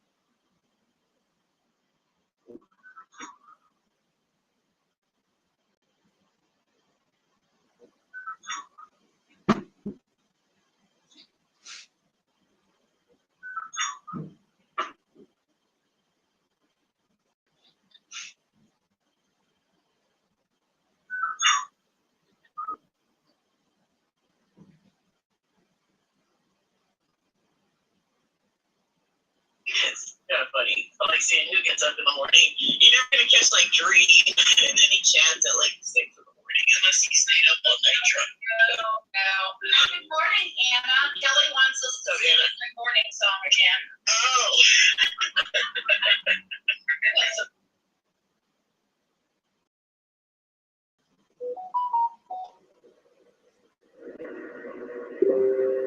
That was on 48 hours. Then they took that whole episode off of television. They took it down. And I was shocked.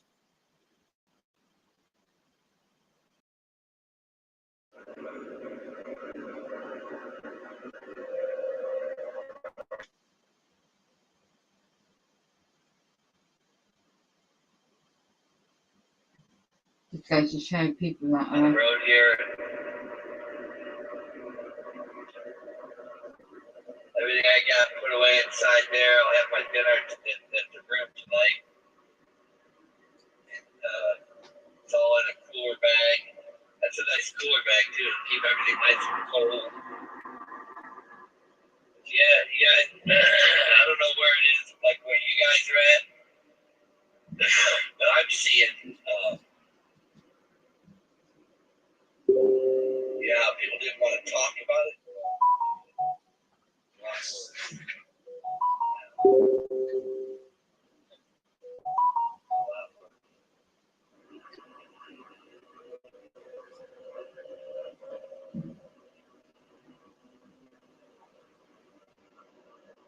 Wow. so be careful about false prophecies as well, false preachers, because they don't stick to the history of fact. They use illicit programming in so much.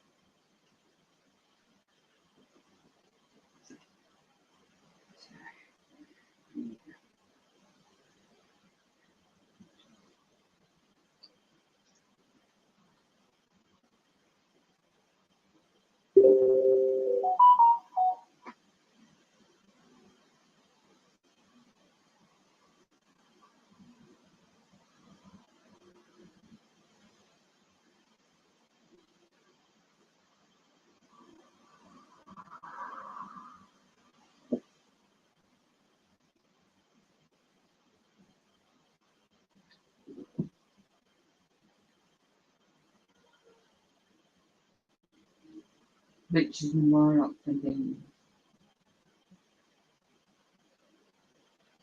non-paying subscription and background.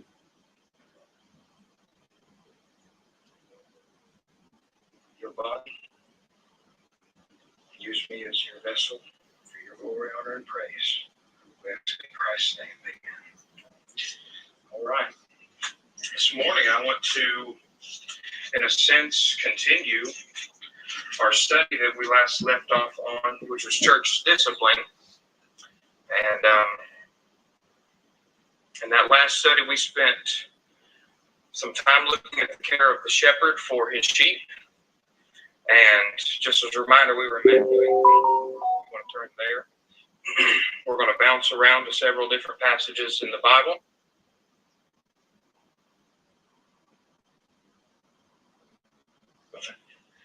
Lord God Almighty. All right, if you have Bibles tonight, I'll let you turn to the book of Jeremiah, chapter 9. Service is over with tonight. I have something up here I'd like you to see if you'd like to come up and look at it. It's 2,600 years old. Jeremiah chapter number 9 and verse number 23. Thus saith the Lord. Notice the capital O, capital L, capital O, capital R, capital D. Anytime you see that in the Bible, the Hebrew is the tetragrammaton, Yod He Vav He, and it is the name of God. The Jew would not pronounce this. When they came to it, they'd say Adonai. Thus saith the Lord, let not the wise man glory in his wisdom, neither let the mighty man glory in his might. Let not the rich man glory in his riches, but let him that glorieth glory in this, that he understandeth and knoweth me, that I am the Lord, which exercise loving kindness, judgment, and righteousness in the earth. For in these things I delight, saith the Lord. Lord, bless your holy word now. Give me unction, Father, tonight to teach it in Jesus' name. Amen. You can be seated. These are the things that men hold dear. That which is highly esteemed among men is abomination to God. How we judge a man is by earthly standards. And it's such a shame. And we judge ourselves by other people, judging themselves by themselves. They are not wise. But what you need to understand is that we need to judge ourselves, what little bit we're able to, but what God reveals in himself. I want to talk to you tonight about what God says about himself. What he says about himself. He says it first person. And it's quite remarkable and quite revealing. If you look at the book of Isaiah, chapter number 44, and verse number 8. This is Jehovah speaking now. Isaiah chapter 44 and verse number 8. He says, fear me not, neither be afraid. And I told thee from that time, and have declared it, you're even my witnesses. Is there a God beside me?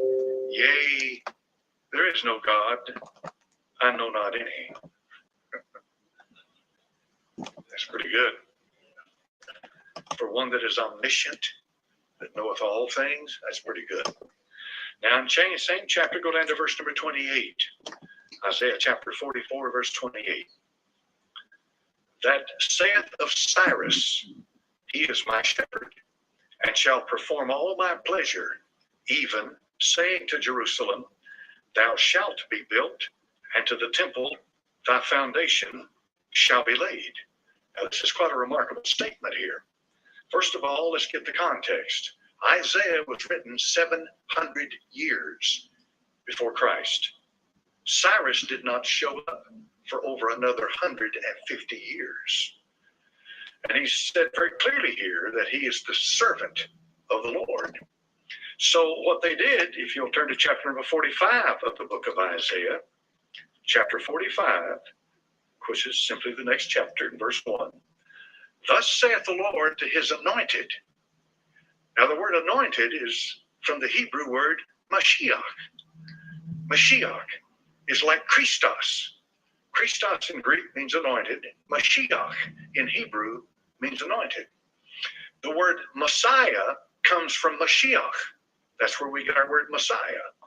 Now, of course, this is not going to get off into all that tonight, but the point is that God had specially called Cyrus and set him apart and had anointed him. Now, somebody said, oh, wait a minute. How in the world could God anoint a pagan king like this?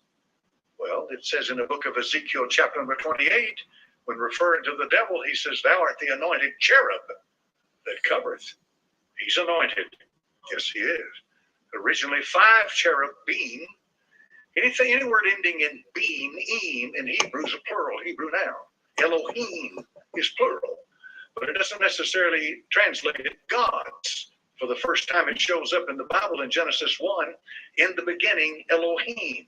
And it's translated in your Bible, in the beginning, God. And so you've got to watch that.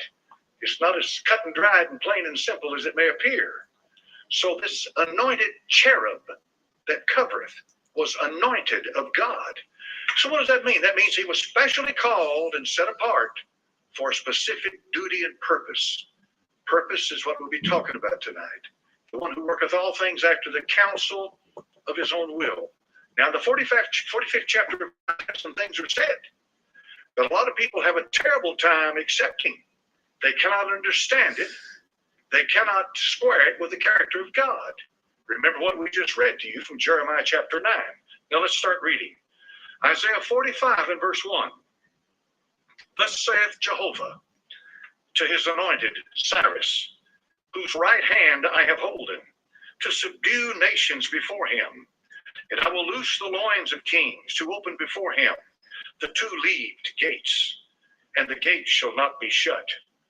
And when he took Babylon, he took it by the Euphrates River, by going up underneath the city and coming into the city, and he overthrew Belshazzar the very night that he saw the handwriting on the wall. Mene, Mene, Tekel, Upharsin, weighed in the balances and found wanting. Remember in 606 BC, in the plains of Dura, God gave Nebuchadnezzar a vision of the Gentile kingdoms that would run all the way to the end, to where the stone, that chief cornerstone, smites it on its image.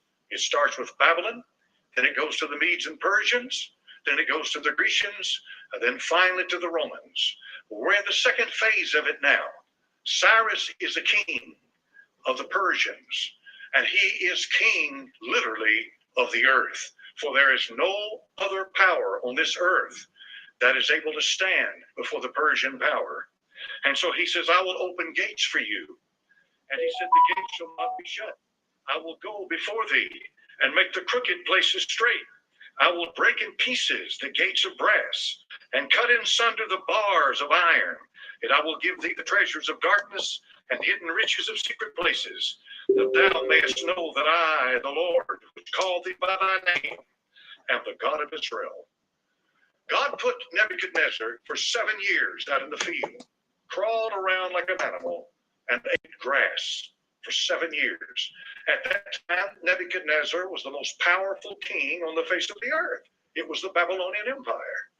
But he said, I'll put you out there until you know and you understand and you fully comprehend that I, the God of Abraham, Isaac, and Israel, in other words, Daniel's God, until you understand that I am God and God alone.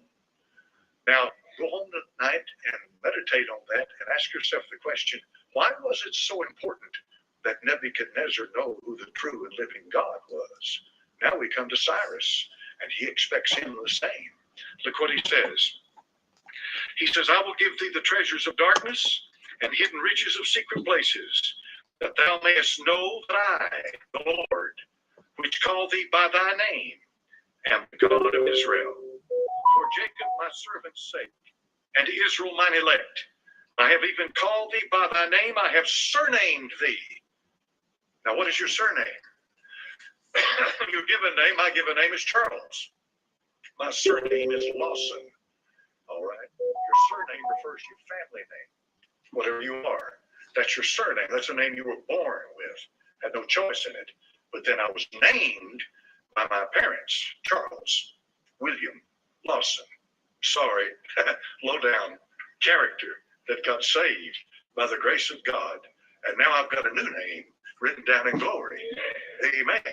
And I don't quite know yet what it is, but I know this. I know I've got a name in there.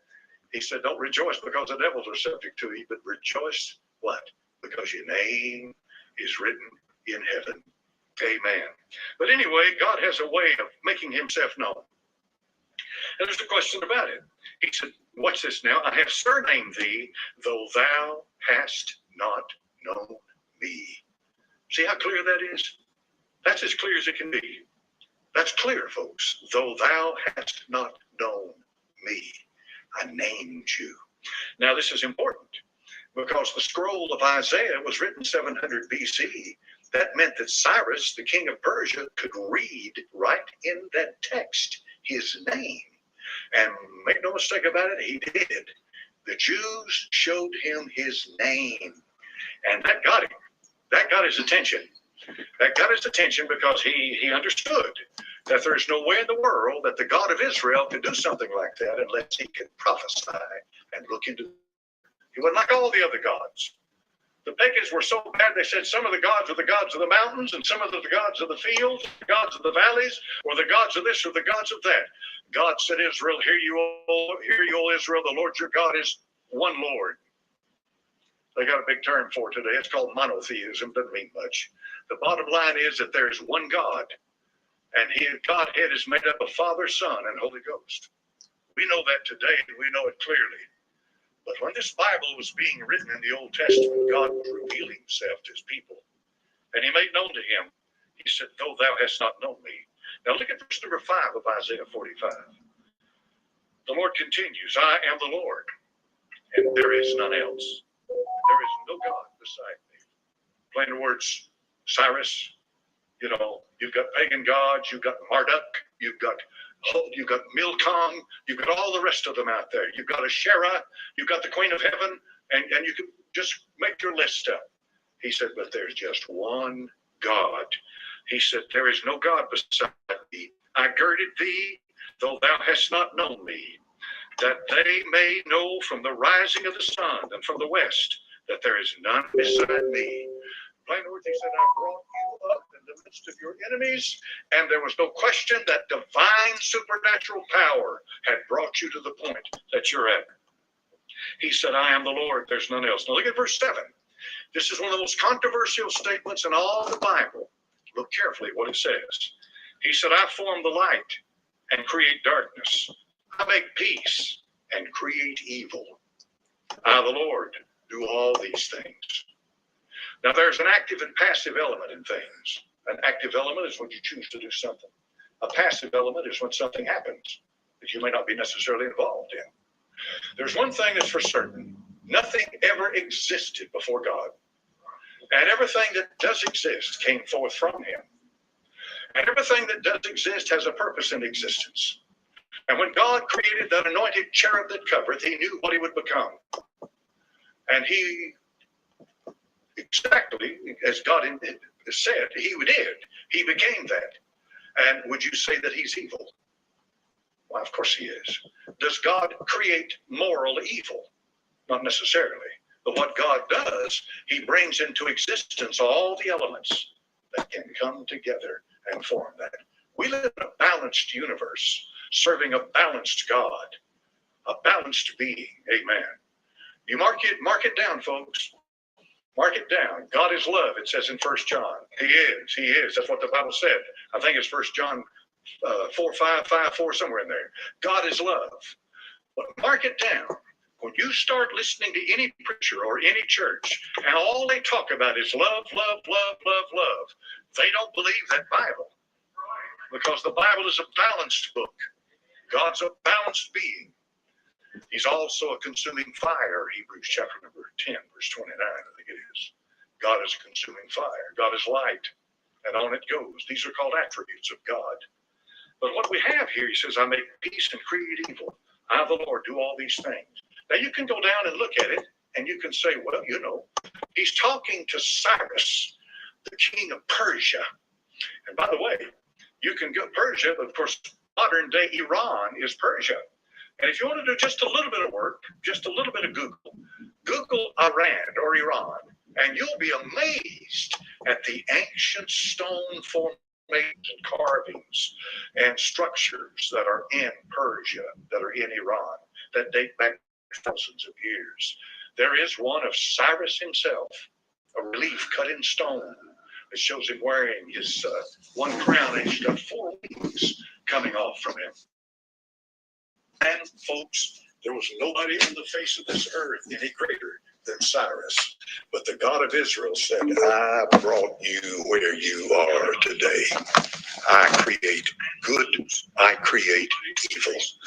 In other words, he upholdeth all things with the word of his power and gives to you your volition, your will. It's a big word for will. What's that mean? You choose. You choose. You're making a choice now. And here's the sad thing about it, because people don't really think about this. Your choices are eternal choices. You live in temporal space, making eternal choices. You understand? You live in a temporal environment. Here today, gone tomorrow, yet the choices you make are eternal. They have eternal consequences. So he said, I, the Lord, do all these things. Now in Isaiah chapter 46 and verse 10, he says, declaring the end from the beginning, and from ancient times the things that are not yet done, saying, my counsel shall stand, and I will do all my pleasure. In Daniel chapter number 4 and verse number 35, he said, and all the inhabitants of the earth are reputed as nothing, and he doeth according to his will in the army of heaven and among the inhabitants of the earth, and none can stay his hand or say unto him, what doest thou? He told them the Old Testament, he said, who is my counselor when I brought into existence creation? Who did I counsel with? Who did I ask? Well, there wasn't anybody to ask. God is forever. And what you do, you take that by faith. Because the human mind can't grasp that. An eternal absolute being. He did not come into existence. He has always existed. And so what does he need to exist? Nothing. He exists because he exists. And that's what he told Moses. He said, you go tell the children of Israel, I am hath sent you. I am that I am. The Bible said in Psalm 93, verse 2, thy throne is established of old. Thou art from everlasting. And then the thrones are mentioned a number of times in the Old Testament. And in every case that a throne is mentioned, it always has to do with the sovereignty of God. For example, in Isaiah chapter number 6, he saw the Lord high and lifted up, and his train did fill the temple. He was on a throne. The seraphim were flying, crying, holy, holy, holy. What's going on? Well, the Israeli king, Uzziah, dies. He dies as a leper. And the kingdom now is passing off somewhere. It's going somewhere. It's going to be somewhere. And God wants them to know that regardless of where it goes, he's still God, he's still glorified, and they still cry, holy, holy, holy. Right now, if you could see that sea of glass, and if you could hear those 24 elders, if you could tune in and listen to what's being sung right now at this very moment, you would hear, holy, holy, holy is the Lord God Almighty. 24/7, they sing praises to his holy, holy name. I said, what do you sing so much about his holiness? Well, you see it and you'll sing it, you'll shout it, you'll scream it, you'll roll around over it, you'll live it. That's all you'll think about, because you've never seen a being like that being. Holiness has to do with his sovereign separation from all creation. He's God and he needs nothing. And so he is apart. We read in the book of Ezra, chapter number 1, verse 1. This is about 536 BC. In Ezra chapter 1 and verse number 1. Here's what we read. Now, in the first year of Cyrus, king of Persia, so here we are. Ezra picks up where Isaiah was talking about him. This is the same Cyrus. Okay? But now what you're going to get in Ezra is a more detailed focus upon what's happening at that time. And here's what we get. In Ezra chapter number 1 and verse 1. In the first year of Cyrus, king of Persia, the word of the Lord by the mouth of Jeremiah might be fulfilled. You know who Jeremiah is. And you know he prophesied. And he said, you will be 70 years in captivity to give the land its rest. And then you'll be brought back. And did it happen that way? Exactly as he said it would. The Bible said the mouth of Jeremiah before the Lord stirred up the spirit of Cyrus, king of Persia, that he made a proclamation throughout all his kingdom. And put it also in writing, saying, now you notice how Ezra is saying this. Ezra. Now who is Ezra? Well, we have Jerusalem carried captive. You remember Daniel? We talked about Daniel, Hananiah, Mishael, Azariah, Daniel, Belteshazzar, Shadrach, Meshach, and Abednego. These are Hebrew children that were carried captive from their homeland and carried off into Babylon. Okay? They wanted to go back. Go back. Today it's called Aliyah. They wanted to go back. Maybe next year in Jerusalem. And they did go back. Cyrus is the one who gave them the freedom, command, and even the money to go back. This is why it's so important. You see, you had a temple to rebuild, you had a wall to rebuild, and you had a priesthood to restore. And we find when we read the Bible, Nehemiah rebuilt the wall, which established the gates of Jerusalem. And then we read where Zerubbabel, we read about him and Ezra, rebuilt the temple. And then Ezra himself, being a priest, restored the priesthood. The last part of the book of Ezra is one of the saddest things in the Bible. You read it sometimes, how that these men had to give up their wives and their children because they had married outside of Israel. When we come to Ezra chapter 4, look this again now. Verse 2. Thus saith Cyrus, king of Persia, the Lord God of heaven. Well, now, wait a minute. Let's look at that L-O-R-D. What do we got here? See, this is not Elohim. This is not a generic term for some God somewhere. This is Jehovah. This is the covenant-keeping God of Israel. So he says, the king of Persia, the Lord God of heaven hath given me all the kingdoms of the earth, and charged me to build him a house in Jerusalem, which is in Judah. Well, that's pretty good, don't you think? Who is there among you of all his people? His God be with him, and let him go up to Jerusalem, which is in Judah, and build the house of the Lord God of Israel. He is the God which is in Jerusalem.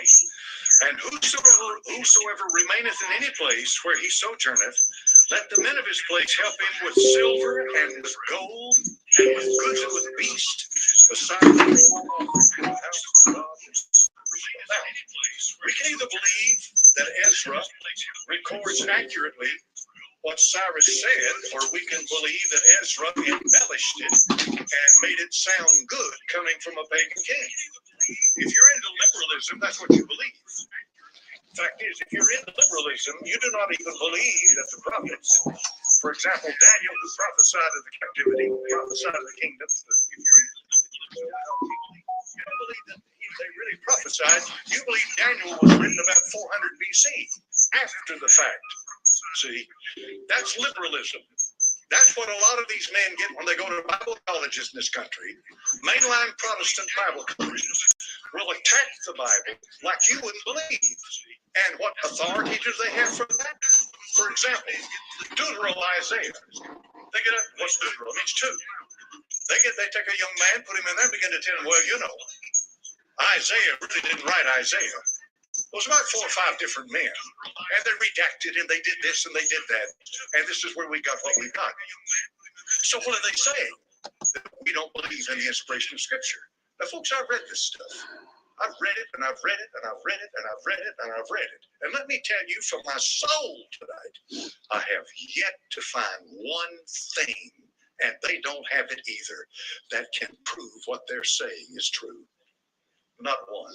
Not one. The veracity of the Bible is as sure as I'm standing before you tonight. All Scripture is given by inspiration of God.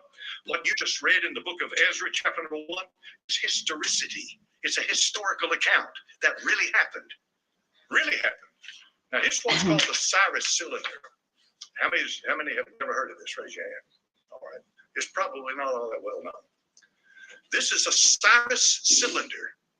It's like the Monastic tablets and other, like the one where he talks about Hezekiah shut up in a cage and so forth. It's ancient writing. This right here is in the British Museum, and I'll leave it up here and you can see it when it gets done tonight. It's 2,600 years old. Where's that put? That puts it right smack here in the Bible. What's that mean? That means this is a physical, right here, physical connection between the Bible, Cyrus, and what he said. Isn't that a wonderful thing? I love stuff like that. Here, liberal.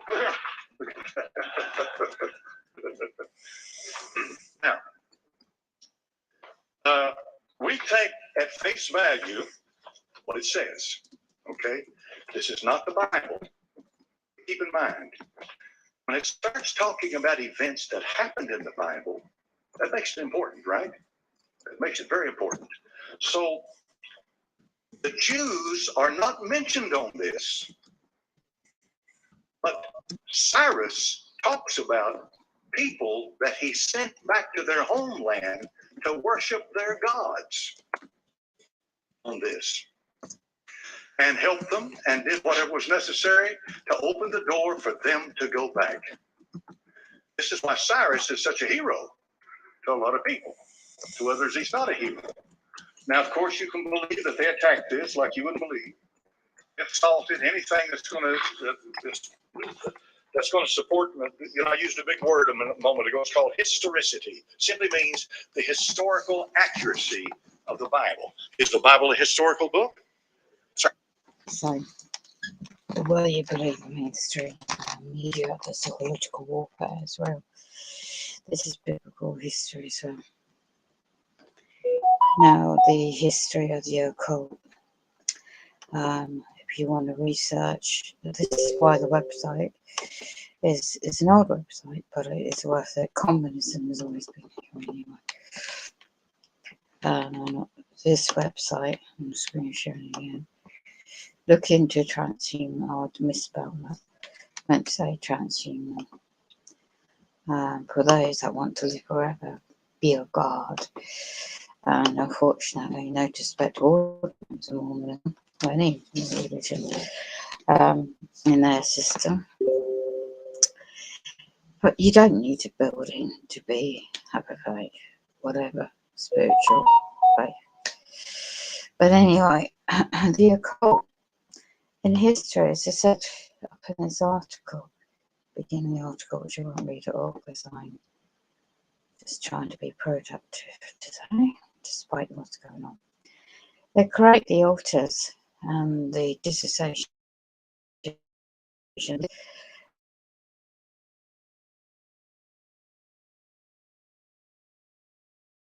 Created in the first place. And when you research the evidence, history, and then really, why the hell should I pay for the internet when it's always rerouted? Tanya, if it's really you, because you never know who's who. Anyone could be anyone online. Anyway, this is a really good document on highlight 3Ws dot okay WHALE.TI/.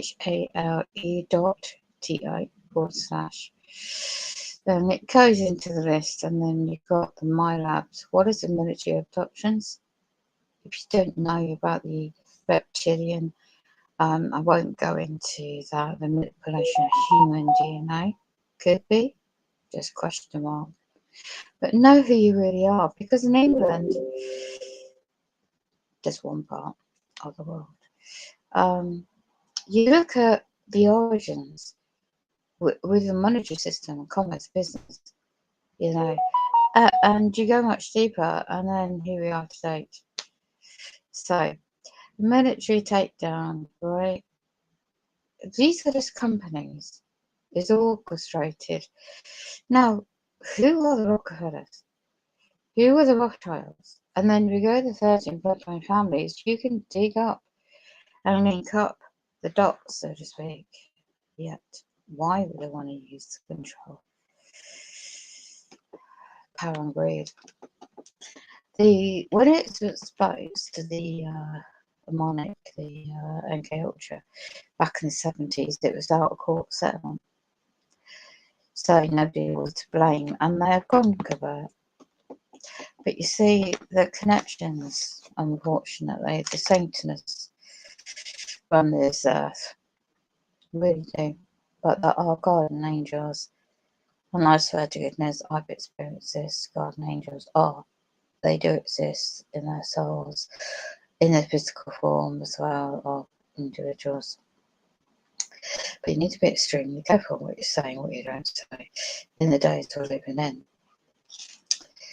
So this article just goes into reference to the Holy Bible, addresses this problem of fragmentation of the soul, and the spiritual restoration and what is truly needed in Psalms chapter 23 verses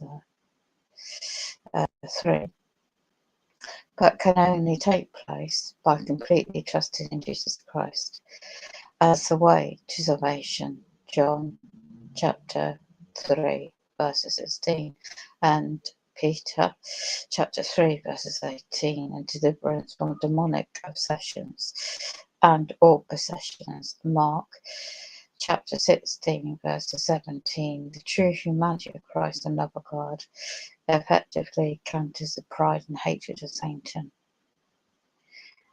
I was raised reading scriptures, not quite the King James Bible version, but the Mormon version, the Book of Mormon. And it's not my mum's fault, my late mum's fault. She didn't know. But as I got out of it, you don't leave the occult. You do not leave. They don't want you to leave the occult. So I was on the radar, wasn't I, when I did leave? So I was only 17 and a half, 18. When I'm a survivor, of the psychological abuse by about 10 to 12 men in a room. And they called them leaders of that church where I was in South UK, thinking that's going to damage me for the rest of my life. Psychologically, that I'd be hated by everybody. But I didn't know at the time about all this, obviously, that I was born into this Project Monarch program. And my late mum was. So you got a really good speech and information reference to Kathy O'Brien and about deprogramming, and she met a guy and helped her out with it too. So there are positivities. So when you do come out of that asleep stage, they just even more heavily use their tactics to keep silent. So yeah, you've got endnotes in this article, which is really researchful and helpful. What I witnessed, yeah, at a young age, it doesn't help. What my late mum went through with a demonic, satanic ritual abuse by her grandfather, my great grandfather, and what I didn't really know much about my genetic that side of the family, which was there's bits and pieces I know, but it was never anything to my mother. Okay, it wasn't her fault. What she did, what she had to do, is all that she knew. She believed everything was told to her. She trusted the Mormons and their members, their leaders, their bishops. But when I tried to expose the truth, I got slated in 1997. They set me up, and who set me up was my older brother, Doug. And then, of course, earlier than that was 1981, 82, was my ex-army Peter. But you see, I know why my older brother did what he did. You know, and I know why my brother Peter did, and he's always been doing things behind the scenes, and how he actually got in the head of my own daughter, adult daughter, to make sure I don't see her, my grandchildren, and why she was trying to get in the head of my adult son, and that worked in parts. And I know why they used my own children when I was younger, why they used me. So now I know all this information of fact, and I've got written diaries of evidence, dates who was involved. It links back to my family members who are part of the Mormon religion. And but again, it is very hard to forgive. And if anything from my upbringing, I was taught by my late mum, is as you get older, you don't really hate everybody. You go for a period, you hate everything. You think everyone's against you. It is a psychological reaction to trauma. And but when you learn and you go through things, ups and downs, you know, you have to be extremely careful. I'm not saying don't trust. You know, the trust is you could easily be manipulated. You could easily be blamed that you don't trust anybody, that, you know, any offers of goods and services, you could be blamed you're not engaging in all these terminologies. This is all about deliberate manipulation of the mind and psyche. But I don't know. I'm a survivor, basically, and just going through every day each time. And I have to research. I have to find things out. In England, especially, both in statute law, common law, tort law. That's why I studied hard what I did. And I'm not perfect by all means. So I play this out with I've got my private life friends about to wash my hair because I've been sweating through the night. I picked up this horrible in my lungs again. This radiation is affecting my lungs. I've not healed from the injuries I sustained the 14th of the 8th, 2022 that's affected my spine. Excuse me, in the back of my nerves and my back of my neck. So when I try to get like bits and bobs on it, Lord Jesus Christ, Heavenly Father, Son of God, who died upon the cross to save us from our sins, has opened my eyes. And I'm looking around me, and I can see with my own two eyes, and sense it with my own gut instincts and my heart, who think around me when I'm out there, not doing too much, just the little things. And this year of my birthday, it's ironic. It's ironic time. It's ironic, the dates as well. And if you go back in this subject on this website and research, one wants to. I was conceived at a time, the way I was conceived, and was by trauma from my late mum. So I was traumatized in the womb.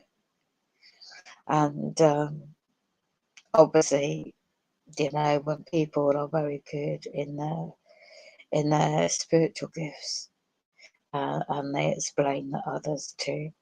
And I really did not know none of this from 2018. And what I'd witnessed another individual in England, what she's going through on a practical issue. I'm looking at her streams and I'm looking at me, if that makes any sense, of what I went through. And now I've come out of it. And you gotta be realistic. You cannot, you know, it's no good thinking everyone hates you. The world's against you, because there was a period of time where I was being labelled with all this. Oh, she's this and she's that and she's this and she's that. And it was all psychological. When I thought I was getting support for the childhood trauma, it was nothing of the sort. You know, the psyche, the brain splits, if that makes any sense. So your consciousness, when you're asleep, it gets manipulated. This technology is so far advanced, it's unbelievable. But you cannot, the military documents, the patterns, the declassification documents are out there. And I had two channels taken down because of what I found out. I wasn't exposing names, I wasn't doing anything unlawful. They just didn't want people to know. And the world we're living in now is really like a movie, you know, sci-fi movie. But this is real life.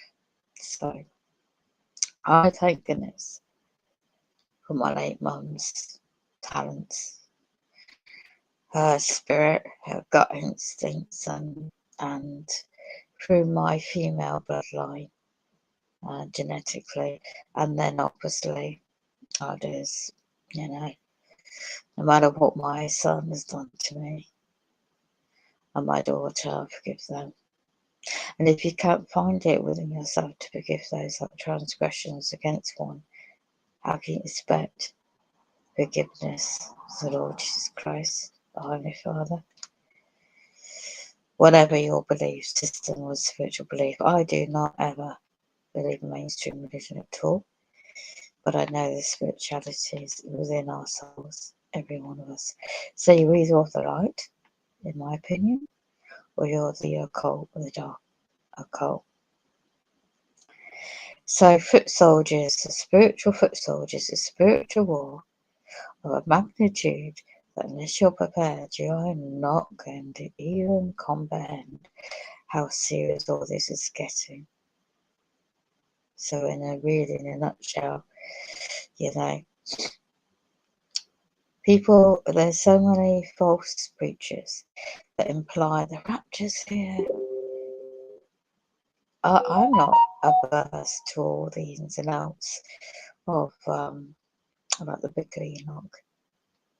You really need to really just like pick some parts of it where it goes into they call it fallen angels. No such thing as angels, they're demons mixing with human flesh and having with children, creating Nephians, mixing non-human with human, and creating these. It really is historic. Even mainstream genealogists and historians have uncovered so much past history, but really the really deep truths.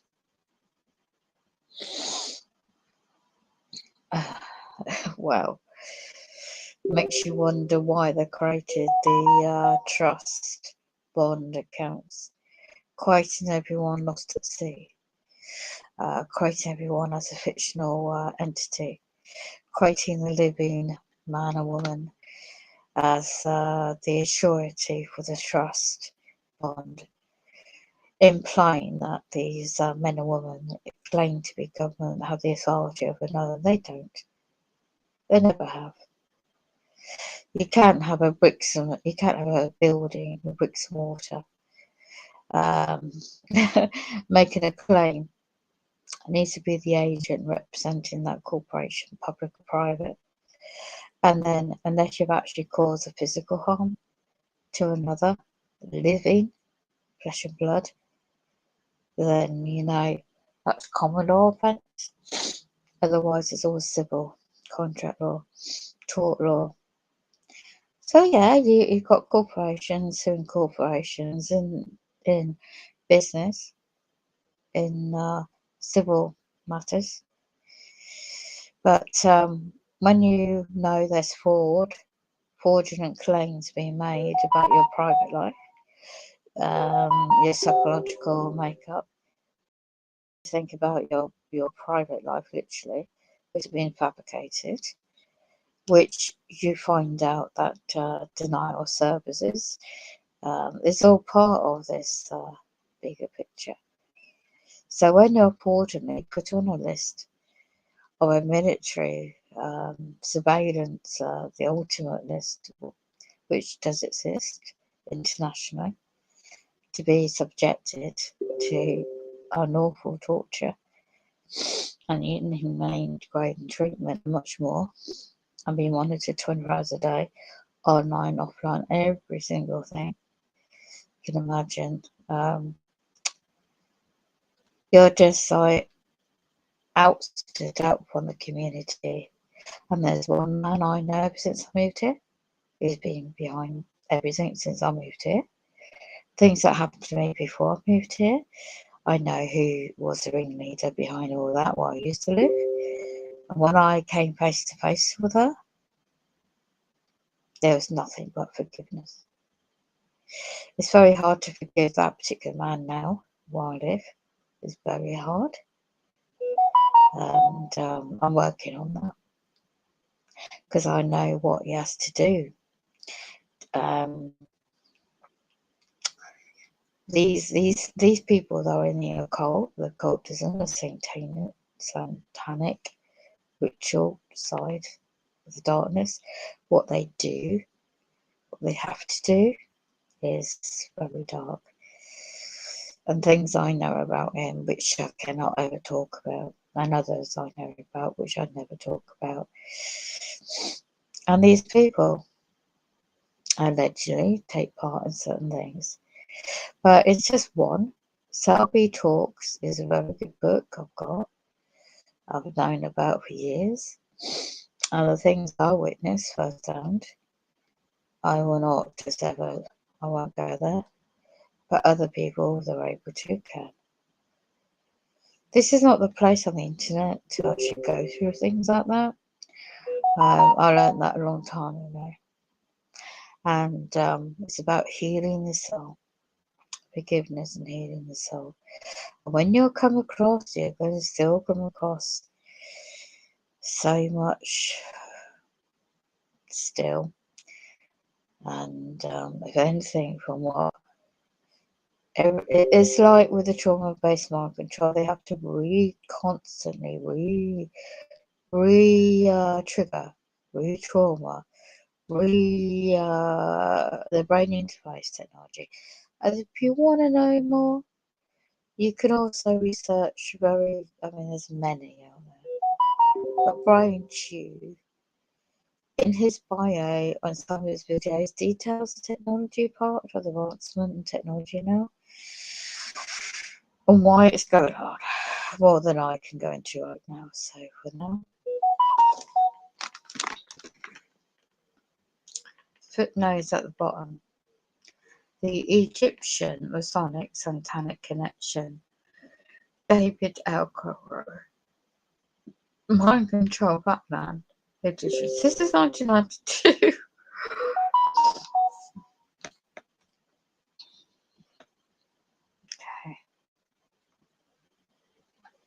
I'm just going down. The cover up with child abuse. Satanism murdered to 1992. Franklin witnesses FBI, US, and elites and torture, murder of children. The new Federalist in the book, 1993. John Apport, CIA experiments and mind control on children. There's author reference to 1995. The first draft overview investigation of the group, 1983, 1999. Reprinted with permission is another book, and so you've got links down the bottom.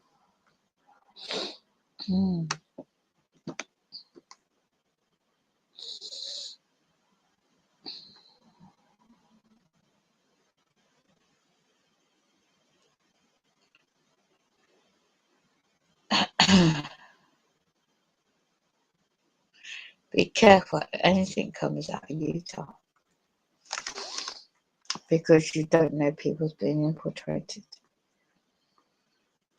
And a lecture by D.C. Hammond, originally entitled Hypnotism and MPD, Ritual Abuse, but now usually known as the Green BAUM speech delivered by the 4th Annual Eastern Regional Conference on Abuse, Multiple Personality Disorders. That was 1992, and that was in Virginia, USA. Center Recovery of Abuse of Empowerment. You also got Psychiatric Institute of Washington, D.C., both in the tape and transcript were at one time available in audio. It goes into linking about that. And then sessions for the conference are still being sold, but understandably not this one. The tape below was made from privately made up tape of the original lecture. The single most remarkable thing about the speech is how little one has heard of it in 2 years since one reads far enough, at least until one finds it why it's called the Green Speech.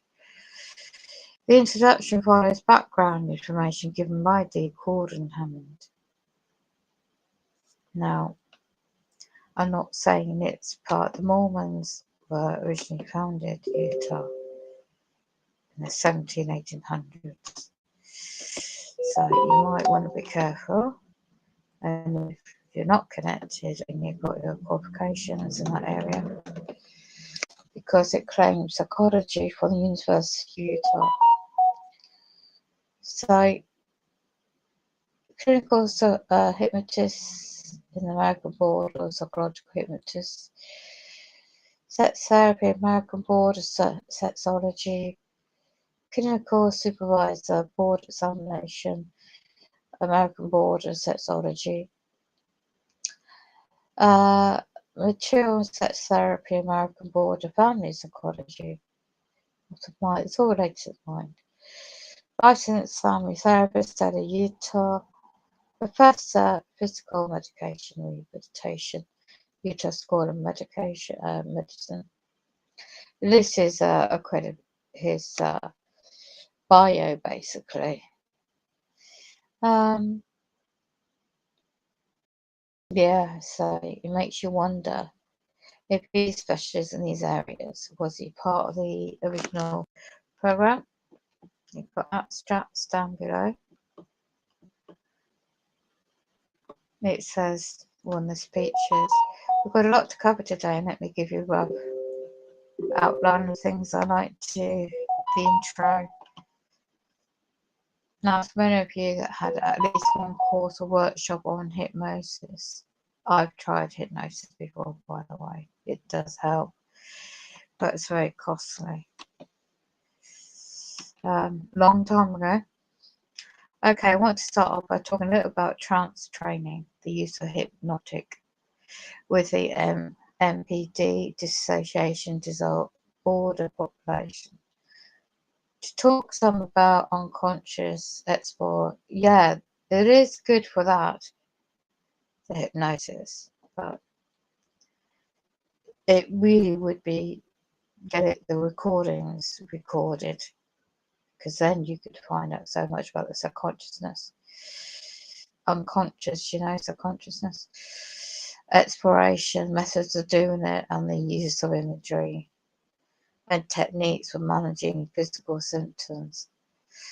Input overload, like before the day's out.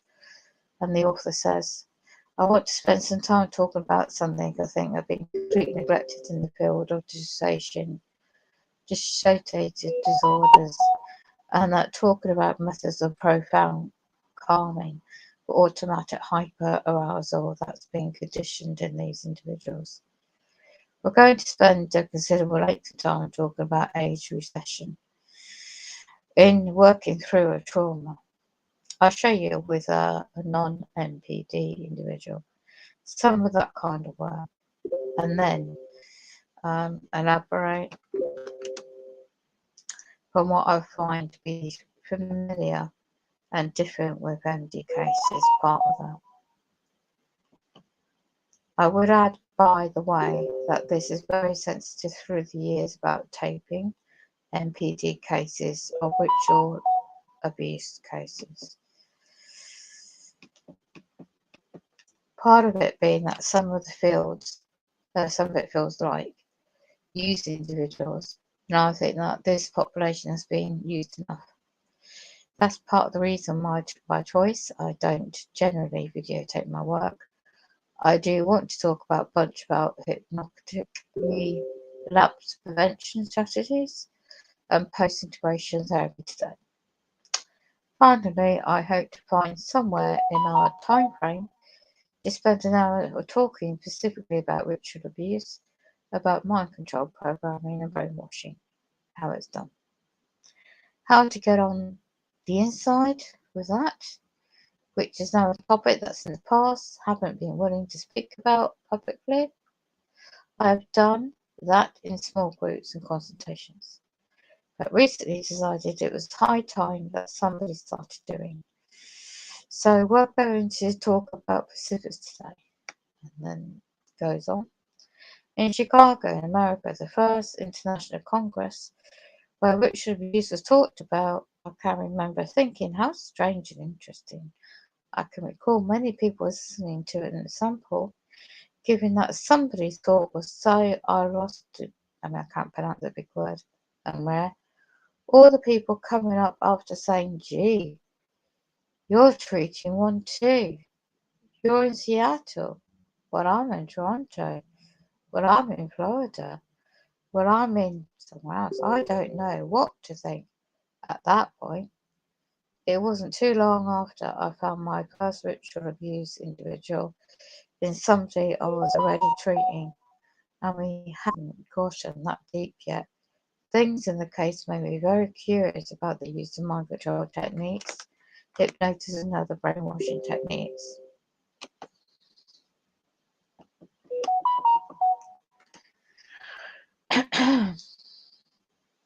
So I started studying brainwashing, and some of the literature in that area became acquainted with. In fact, one of the people who written one of the better books in that area. Then he decided to do a study, ISS and P&D, International Study of Multiple Personality Dissociation. Folks, I picked out a dozen and a half therapists I thought were seeing more of than probably anyone around. And I started studying them, interview protocol that I had. I got the same reaction, almost without exception. These therapists said, "You're asking questions I don't know the answers to. You're asking more specific questions I ever ask my individual patients." Many of these same therapists said, "Let me ask those questions and I'll get back to you with the answer." Many of them not only got back with answers, but said, "You've got to talk to this patient or these patients." I ended up doing hundreds of dollars worth of telephone interviewing. What I came out of that was a vast variety of brainwashing methods being used in all over the country. That's in America. I started to hear some similarities, whereas I hadn't known to begin with where to begin with, how widespread these things were. I was now getting a feeling that there were a lot of people reporting similar things. That must be some degree of communication here. Then apparently 2.5 years ago, I had material dropped into his lap. My source was saying a lot of things I knew was accurate about some of the brainwashing, but it was telling me new material I had no idea about. At this point, I took the note, decided to check it out, and in 3 ritual abuse patients I was seeing at the time, 2 and 3 had and what were describing, and carefully inquiry about leading or contaminating. The fascinating thing was that as I did a telephone consultation with a therapist, I had been consulting with quite a few numbers of people with MPD case in another state. I told her to inquire about certain things. She said, "Well, what are those things?" I said, "I'm not going to tell you because I don't I don't want there to be any possibility of contamination. Just come up to me and tell me what the patient says." So therefore, she called me back 2 hours later and said, "I just had a double session with the patient. And there was a part of them that said, oh, we're so excited. If you know about this stuff, you know how the cult programmers get on the inside, and our therapy is going to be so much faster." So many of our patients since had a reaction of wanting to pee their pants, so to speak, out of anxiety and fear, rather than thinking it was a wonderful thing. But interesting thing was that she asked them, "What are those things?" They would word perfect. Same answers my source had given me, and I since repeated in many parts of the country. I had consulted in 7 states, 1 foreign country, and in some cases over the telephone, some cases in person. In some cases, giving the therapist information ahead of time and saying, "Be very careful how you phrase this. Phrase it in ways so you don't so you don't contaminate.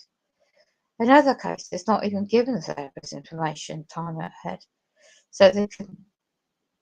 When you start to find the same highly similar information in different states and different countries, from Florida to California, you start to get an idea that there's something going on very large and very, very, very coordinated. What a great telecommunication to what's happening. So I've gone from some kind of neutral and not knowing what to think about it all to someone who clearly believes ritual abuse is real. And that people who say it isn't, either narrative like native talking people who don't want to believe the Holocaust, or they're dirty. Now, for a long time, I would tell a secret group of therapists that I knew and trusted information and say, spread it out. Don't spread my name. Don't say where it came from, but here is some information. Share it with other therapists. You find it's on target. I appreciate your feedback.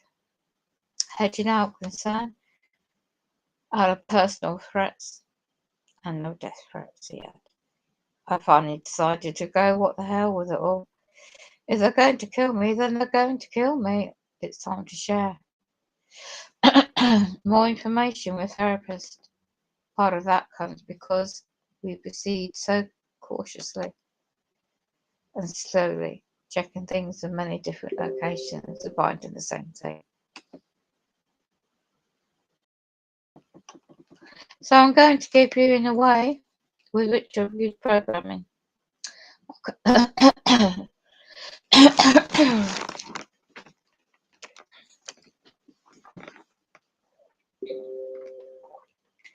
If they were raised from birth in a mainstream cult, or if they were a non-bloodline individual, meaning neither parent was in the cult, but cult people had a lot of access to them early childhood, they may also have it. I have seen more than ritual abuse in patients who clearly had all kind of ritual things you hear about. They seemed very genuine. They talked about all the typical things you'll hear this population. But no one of this programming for prolonged extensive checking. So I believe in one case I personally treating, and she was kind of symptomatic break off that had a kind of gone off and done their own thing. Were no longer hooked into the mainstream group.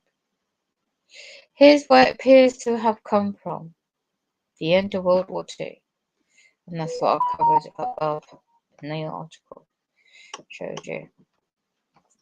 And people from not so intelligent, in my opinion, community were already in Switzerland making contact to get out Nazi scientists for World War II. At the end of it, they not only got them out rocket scientists, but they also got out Nazi doctors to be doing mind control research in the camps. They brought them in the United States along with a young boy, a teenager, who had been raised in the Jewish tradition and a background of Catholic religion, and probably appealed to people in the occult.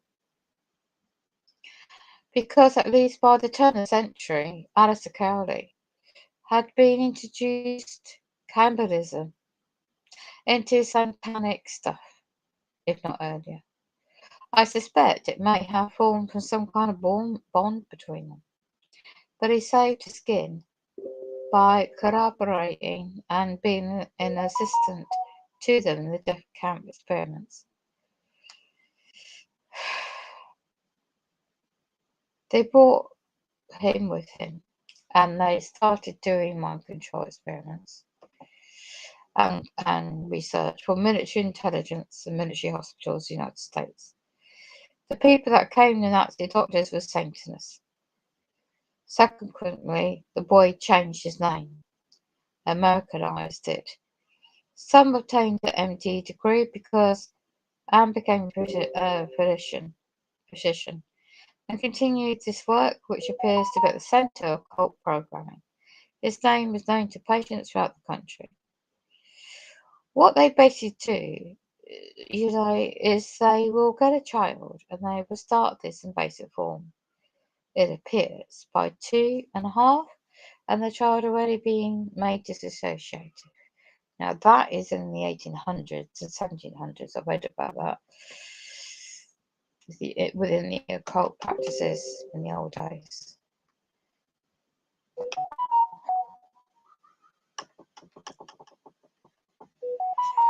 How the bloody kids keep bloody nowadays? You know how people do not bloody care, and you got people having kids now, and they don't care all this till it is.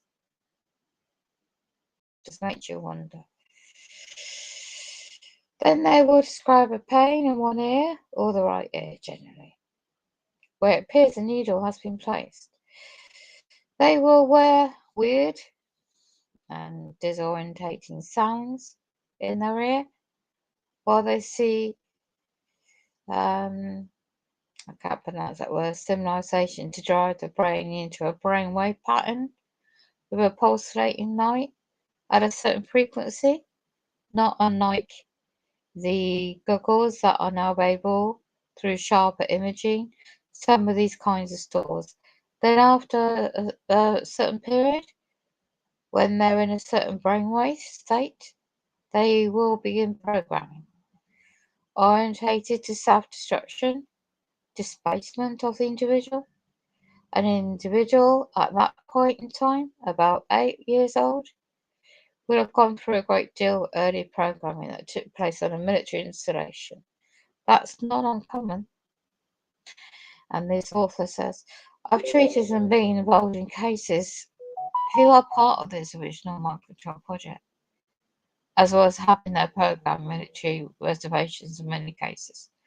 We find a lot of these connections with the CIA. Now, this individual now was in a cult school, a private cult school, where several of the sessions occurred a week. She would go into a room to get all the hooked up. They would do all these sort of things. When she was in the proper altered state, now they were no longer having to monitor it with the technology. She also had already been placed on her electrodes, one in the private parts, which I won't go into, for example, and then 4 on the head, and sometimes there be on other parts of the body. They will then begin, and they will say to her, you are angry with someone in the group. She said, no, I'm not. And then they would violently shock her. Electric shocks. They would say the same thing until she complied and didn't make any negative responses. Then they would continue. And because you're angry with someone in the group, when you're angry with someone in the group, you will hurt yourself. Do you understand? She said, no. Then they shocked her. They repeatedly again, do you understand? And this is just I'm not going to read it all out. This is all just in the typeset article. Goes into details. Goes into very details of the programming of the mind, and goes in specifically about the top of this page of the article in the different brain altered states.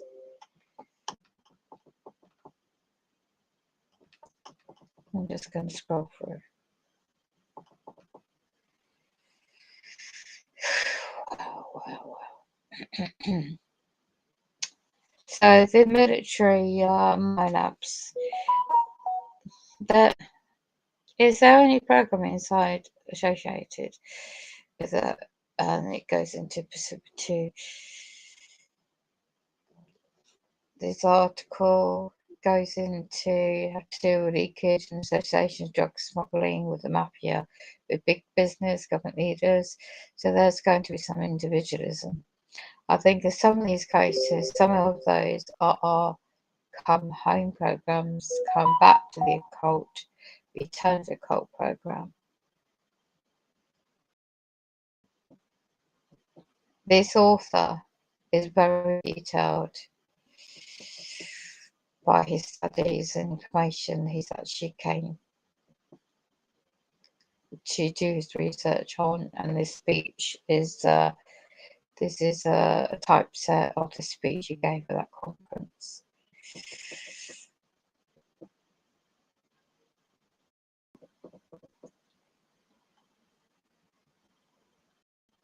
So it's one issue, like a woman came in about 24 years ago, claimed her father was a Satanist. Her parents divorced when she was 6. After that, it would only be when her father had a visitation, and he would take her to rituals, and sometimes up until age of 15. She said, I hadn't gone to anything since I was 15. And she says a therapist believed this at face value. We sat in my office and did a 2-hour inquiry hypnotizing. We found the programming present.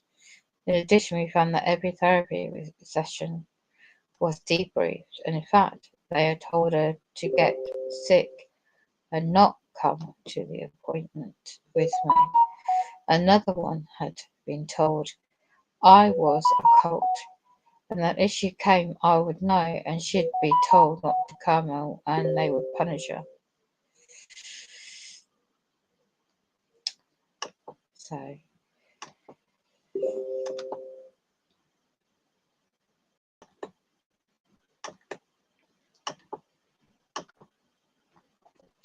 So back to this page.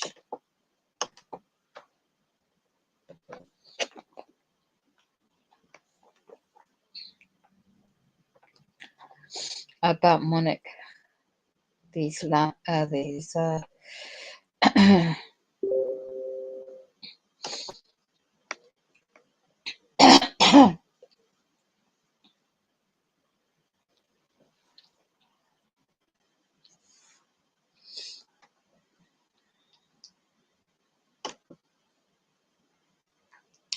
it's a 2-part article in this 2010 dated female minor abductee.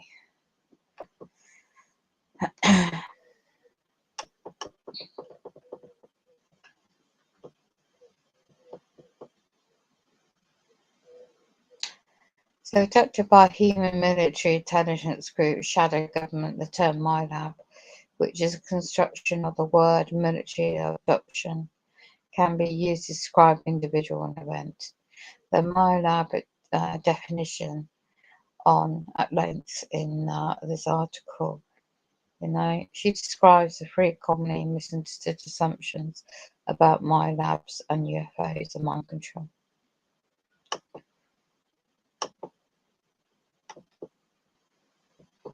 The idea that all abductions are actually penetrated by the military and that they aren't actually ET experiences is that all ET abductions are mind control experiments, and 3,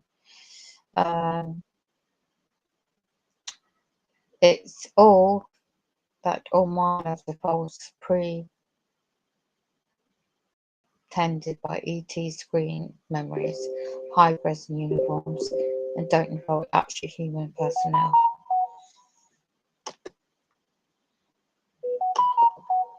Kay Wilson and an abductee have been recalled MyLab elements within some of the experiences offers through introduction about MyLabs as well as their encounters of non-human hybrids in an article.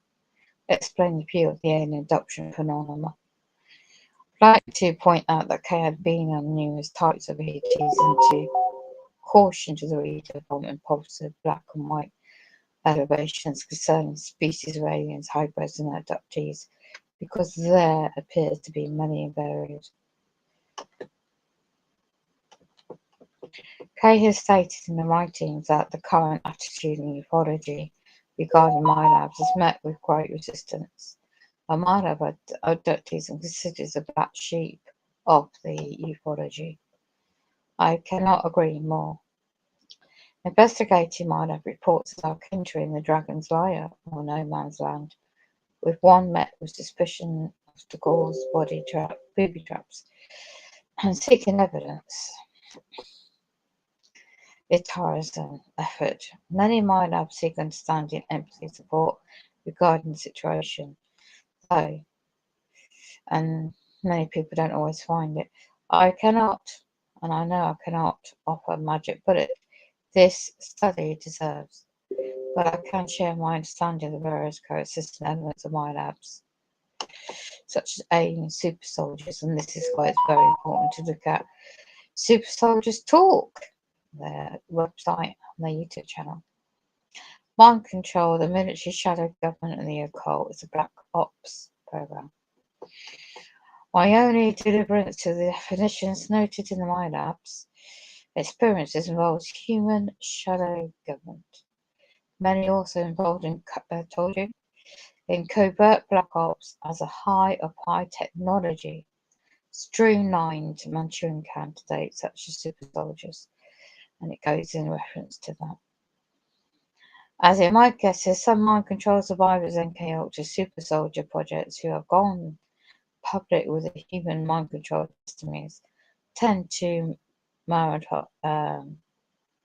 references to alien abductions for fear that monitoring mentioning these aspects as part of the testimony will derail them from appearing credible. Matt spies this one about what happened to him. So, I know this true to be someone anonymous mind control survivors have preferred to keep this part of the experience private, unfortunately, because deleting alien ET component upon the experience may lead itself to greater misunderstanding how mind control, aliens, MyLabs, black projects may be connected. Unfortunately, I know certain things, but I won't go into right now. Much of my attention to this two-part article interview with the female explores possibilities these elements are connected. The secret space programs you might want to investigate. I don't know if I can get into a website.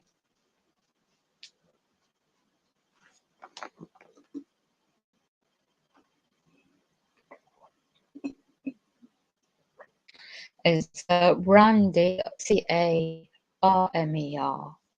Randy Karma. It's Karma pronounced. I don't know. This website will be able to open up the rocket. Here we go. I might find something. Here we go. 2019 dated Science and Technology. 20-year tour of duty's secret space programs. Study cocktail drugs used in 9 participants. Explained in Natural News article by author. It goes into that. 1 year, 9 healthy volunteers took a cocktail of 3 common drugs: growth hormone, 2 disability medications, and an average achieved 2.5 years of their biological years measured by analyzing marks on her individual's genomes. The participants' immune systems also show signs. Well, results of cocktail common drugs allegedly came as a surprise. I expect to see showing signs of the clock, but not a reversal. Wow. Let's have a look. Halls or records or portals of inner earth. Book.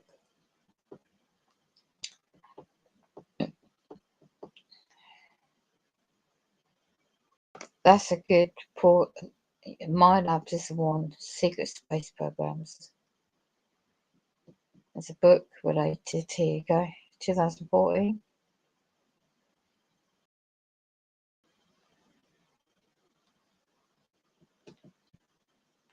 Wow, some people came for 2000.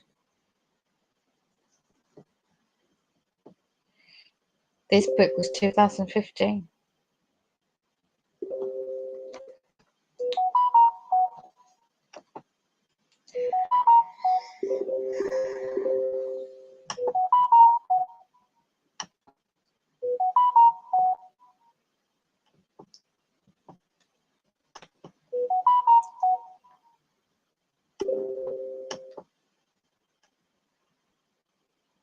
Recently, Karma underwent a lie detector test, which found no deception, is retelling obvious that alleged involvement in the secret space program. Wow.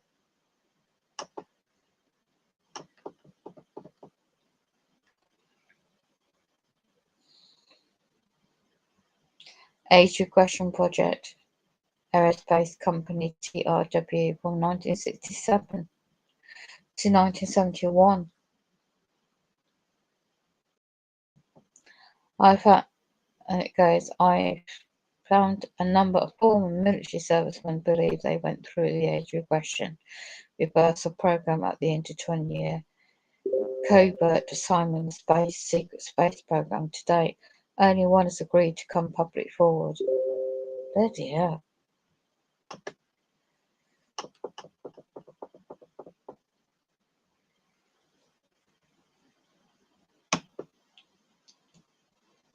I can open this tab, the YouTube page.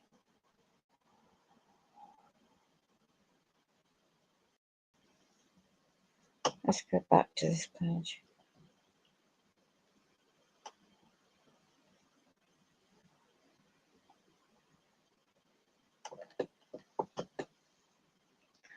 But let me see if I can search for that, and I'll play the audio as I can what I need to do.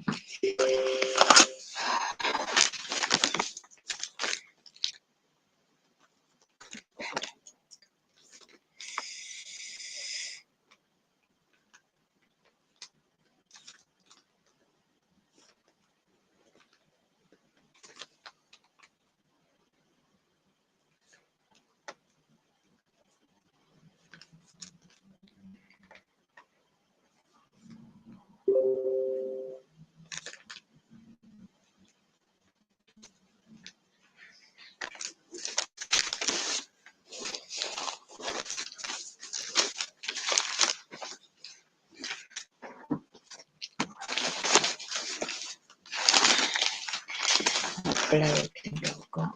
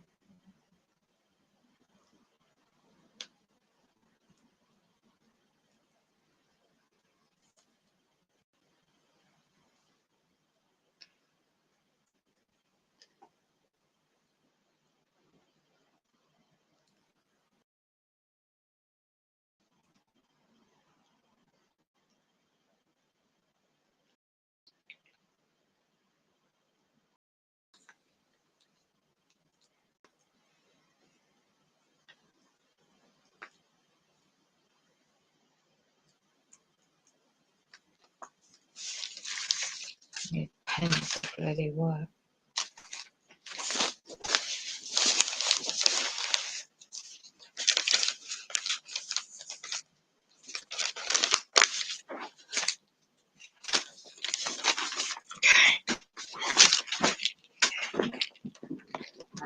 What's it called?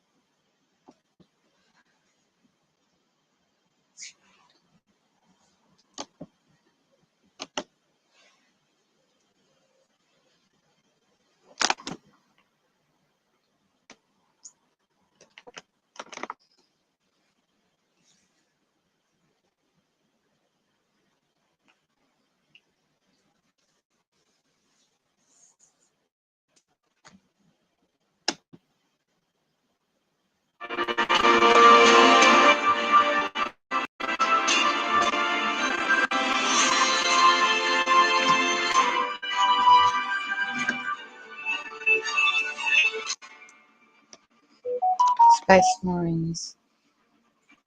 First of all, Michael, I'd like to welcome you to Hawaii and to XO News TV. So thanks for coming. You're very welcome, Michael. It's my pleasure to be here. So I'd like to begin with you just giving us a brief intro into your military and police background. Okay, to sum that up briefly, I served in the United States Marine Corps Reserve from 1978. Let me just go back and find the title.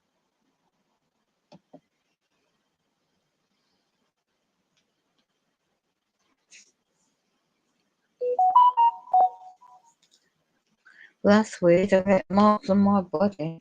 Here we go. Found the title. MR.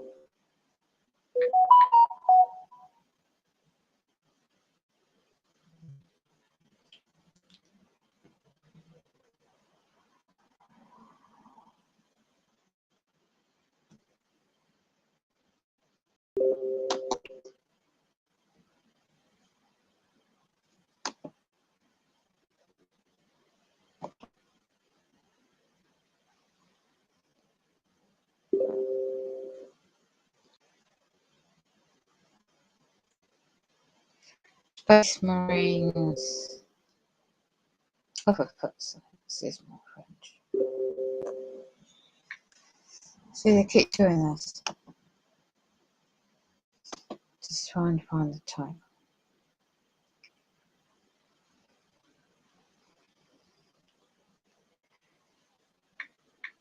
Anti and black and back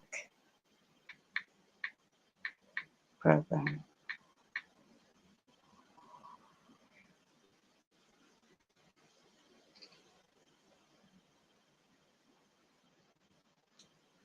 Found it.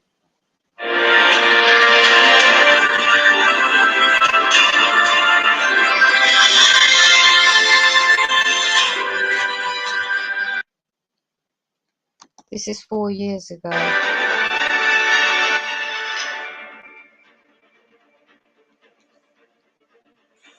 First of all, Michael, I'd like to welcome you to Hawaii and to XO News TV. So thanks for coming. You're very welcome, Michael. It's my pleasure to be here. So I'd like to begin with you just giving us a brief intro into your military and police background. Civilian life. Okay, for 2 years. to sum that up, Then I joined the I United served States in the United States in December of 1987. I served until December of 1991. I became a police officer, first in a city called Mount Lake Terrace, Washington. I worked there for about 8 or 9 months, and then I was hired by the city of Seattle. I worked in Seattle from 92 to 2001, after which I took a little bit of a break in life. And in 2004, I was asked to go to Liberia, Africa, and serve in a United Nations mission over there as a peacekeeping advisor. Thank you. Well, the key event here in terms of just understanding what happened during your military service, especially during the Marine Corps, was a UFO sighting in 1978. And can you tell us about that 1978 sighting and why that led to you joining the Marine Corps? I believe, well, first of all, I'll describe the sighting itself. It was March of 1978. We were just months away from graduating from high school. I graduated at the end of May in 1978. A good friend of mine and I were out driving around on the country roads around the town that I grew up in. And we were out driving around getting ready to go to the final senior party that we were going to have for our group of, kids that we hung out with. And we were preparing to go to that party. And we went out and parked on a country road, and I'm ashamed to say we were having a beer, sitting there preparing to go to the party and talking about things like, what we were going to do with our lives and subject matter like that. We were sitting out on this country road right beside a big water tower that provides the water for the city that the town that I grew up in. As we were sitting there, we noticed on the horizon to our right, we noticed this white light, sort of like it entered the horizon to our west, and it caught our attention. And we looked at it because it was moving so incredibly fast. It came onto the horizon, and it moved across the entire horizon in a matter of seconds. And we were just amazed by that. It drew our attention. We began to focus on that. And for the next minute and a half or so, it put on an aerial display, the likes of which neither of us had ever seen. It was obviously something that was violating the laws of aerodynamics as we understood them as 18-year-olds in 1978. After a little while, a minute and a half or so, the light went out. And it's important to point out, though, this object was rapidly crossing the horizon. And as it would be going on a line, it would turn and make 90-degree turns. It did that several times. And that really drew our attention. Well, like I said, the light went out, and, we looked at each other and started discussing what we had just seen and, what the possibilities were. And as we sat there, a few seconds went by, and we noticed the light again, except this time it was much larger, obviously much closer to us, and still putting on a bit of a display. As we watched, the light was on, and the light got bigger, as if this object was moving directly towards us. Again, it went out. A few seconds went by. We looked again, and there it was again, still kind of moving around in the sky, but getting larger. Obviously it was moving closer towards us. Again, the light went out, and a little bit more time went by, maybe 20 seconds or so. And we went back to our conversation, focusing on each other. And at the same time, we looked out the window of his car, and what we saw in front of us was just amazing. We looked out, and in the cornfield in front of us was, I would describe as a black triangle, hundreds of feet long on all three sides. It had white lights in each of the three corners, which were smaller in comparison to the central light that was in the center of this triangle. All the lights were white. We never saw any other color, light put on display as we watched this unfold in front of us. Of course, we are absolutely amazed.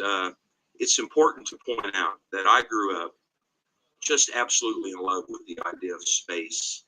I always was fascinated and mesmerized by NASA.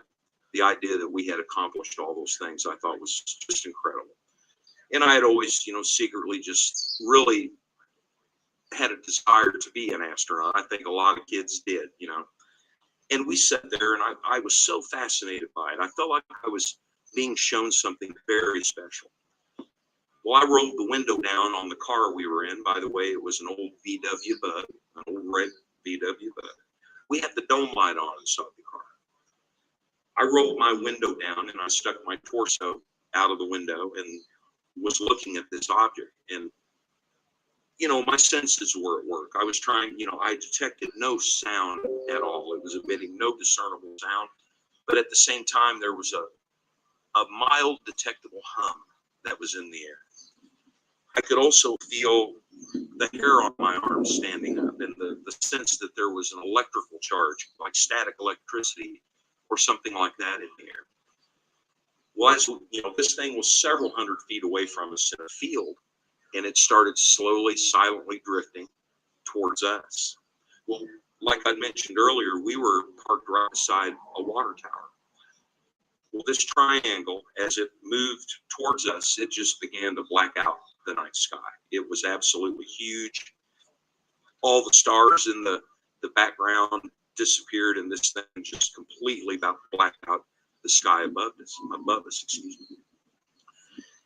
It slowly drifted over to the water tower, kind of centering itself above that tower. I'd say it was 150 to 175 feet directly above us.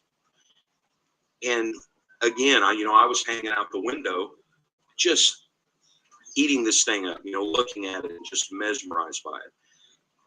And then it dawned on me that I should check on my friend, because I didn't know how he was reacting to this. And I pulled my torso back in the window. I looked over at him, and he had a look of kind of concern on his face. He was real, unsure of what we were experiencing. And the idea of the dome light being on in the car, I think it made him feel a little insecure. And while I was watching him, he reached up and turned the dome light off inside the car. Seamlessly, the instant the dome light in the car went off, this craft emitted a red beam of light down onto the vehicle. I'd say that light was on us for 7 to 10 seconds, somewhere in there. What was unique about this light is it had a red, almost near infrared quality, and it had almost a flowing, like almost a liquid sense about it. The way it was engulfing the car and flowing into the vehicle. And I think, it even that generated a little concern in my mind. I would, oh my gosh, what is this? What is it we're experiencing? After 7 to 10 seconds, the light went off. The craft slowly started drifting to the west. We were facing to the south, sitting on that road. The craft started drifting to the west. I'd say it drifted maybe a quarter mile away or something like that. And the aura around it, the image of this craft, it became distorted. The edges of it became distorted, and it's as if it just disappeared right in front of us, turned into a really small white light, as if it just shot up, out of sight instantaneously. We were both stunned and excited and a little bit, I'd say concerned as to what we had just seen. And I got, pulled my torso back in the vehicle, and we discussed what we had just experienced. And for some reason, we decided that it was in our best interest in 1978. The subject matter of UFOs and things like that were out there in the general public, but not on the scale that they are today. And we knew that if we went and spoke to friends and family, or even made an attempt to report this to the authorities, that we would probably not get a very good reaction. We would be considered nut jobs or whatever. And so we discussed it, and we decided not to talk about it. We kept it between ourselves and went on. You know, we went to the party that night. We never spoke to anyone else about it, and just went on as if it really had never happened. What was the next question? How did you want me to tie that in, Michael? And 2 days later, you decided to join the U.S. Marine Corps. It really wasn't 2 days later. That was on a Friday. And of course, you know, we went back to school the next week. And I'd say Saturday, Sunday went by. I think it was on a Tuesday. A Marine recruiter came into the high school. I was in study hall, or we called it Commons at the time, and that was held in the dining facility at our high school. And this recruiter came walking in. Now, it's important to point out, at this time in my life, I had no intention of joining the military. I hadn't gone and spoken with any recruiters. That really wasn't my plan. My intention was to enroll at the University of Missouri and go to college. It seemed like that's what all my other peers were doing, and I thought that was the correct course of action for me. So I hadn't really researched going into the military at all. Well, when I saw this Marine recruiter walk in, he was in a beautiful uniform. He looked really, really sharp. And as he walked through the Commons area, he turned and he looked right at me. And, something about that, the eye-to-eye contact, it triggered a sense in me that I needed to go speak with this guy. So I did. I followed him down to a little room that they had set up in the high school for recruiters to speak with the students. I went down and spoke with him and expressed an interest in, what the Marine Corps had to offer. And he offered me the opportunity to go take the ASVAB test, which is a test that you take to determine what your skill sets are, and if you have the qualities that they're looking for in the Marine Corps. So he arranged for me to go take that test the next day.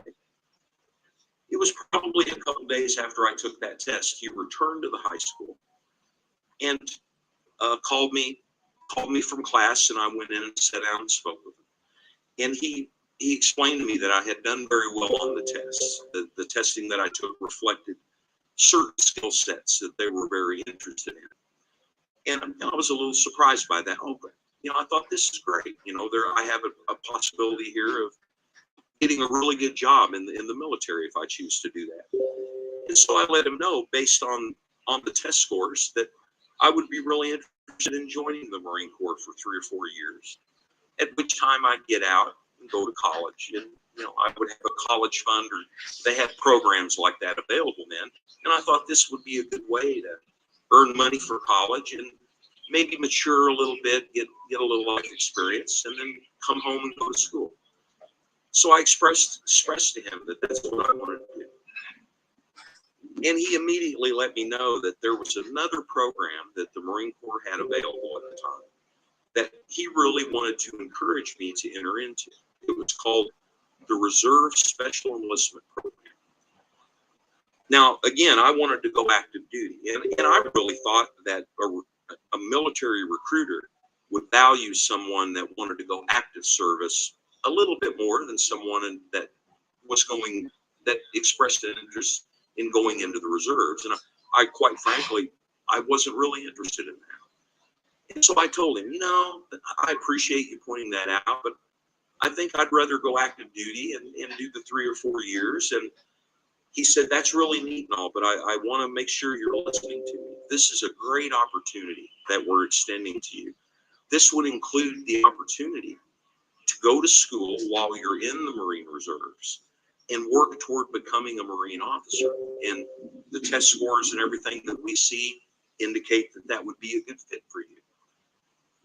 I was a bit resistant to that. I was being kind of stubborn. And finally, he said, look, if you're going to join the military, you need to learn to trust the people that give you advice. I'm giving you really good advice here for a great opportunity. And so he talked me into it. I remember asking the question, if I decide along the way that the reserve program isn't for me, would I be able to go ahead and go active service? And he said, absolutely. If you decide later down the road this isn't for you, we can make that happen for you. So I enrolled in that Reserve Special Enlistment program. And of course, at that time, you were around 18 years old. Yes, I was 18 at the time. So eventually you start boot camp, and at boot camp you are subjected to several tests, and then you're approached by two Marines to an interview. So why don't you just kind of walk us into that process? Okay, I'll kind of lead up to that. You know, the first day I arrived in boot camp, I arrived in San Diego. That's where I went to boot camp at the Marine Corps Recruit Training Depot there in San Diego. The first day that I arrived, that was May 31st of 1978. I arrived there in the evening, and you know, you go through this process. You know, the first thing you do when you get there is you fill out postcards home to your family to let them know you've arrived safely. You get an opportunity to make a phone call home. That didn't work out for me. My parents weren't home when I made the call. And in 78, we didn't have answering machine technology available. So I didn't get to make that phone call. The rest of that night was, being issued gear and equipment, you know, haircuts, all those different things. And by the time we got done that first day, I'd say it was 4 o'clock in the morning into the next day. That was when they took us to a barracks. They let us lay down and attempt to get a little bit of sleep. I was out of my comfort zone a little, and, you know, I really didn't get any sleep. I laid there thinking about, oh man, did I make a mistake or something in coming here? You know, 18 years old, away from home for the first time. I got over that pretty quickly.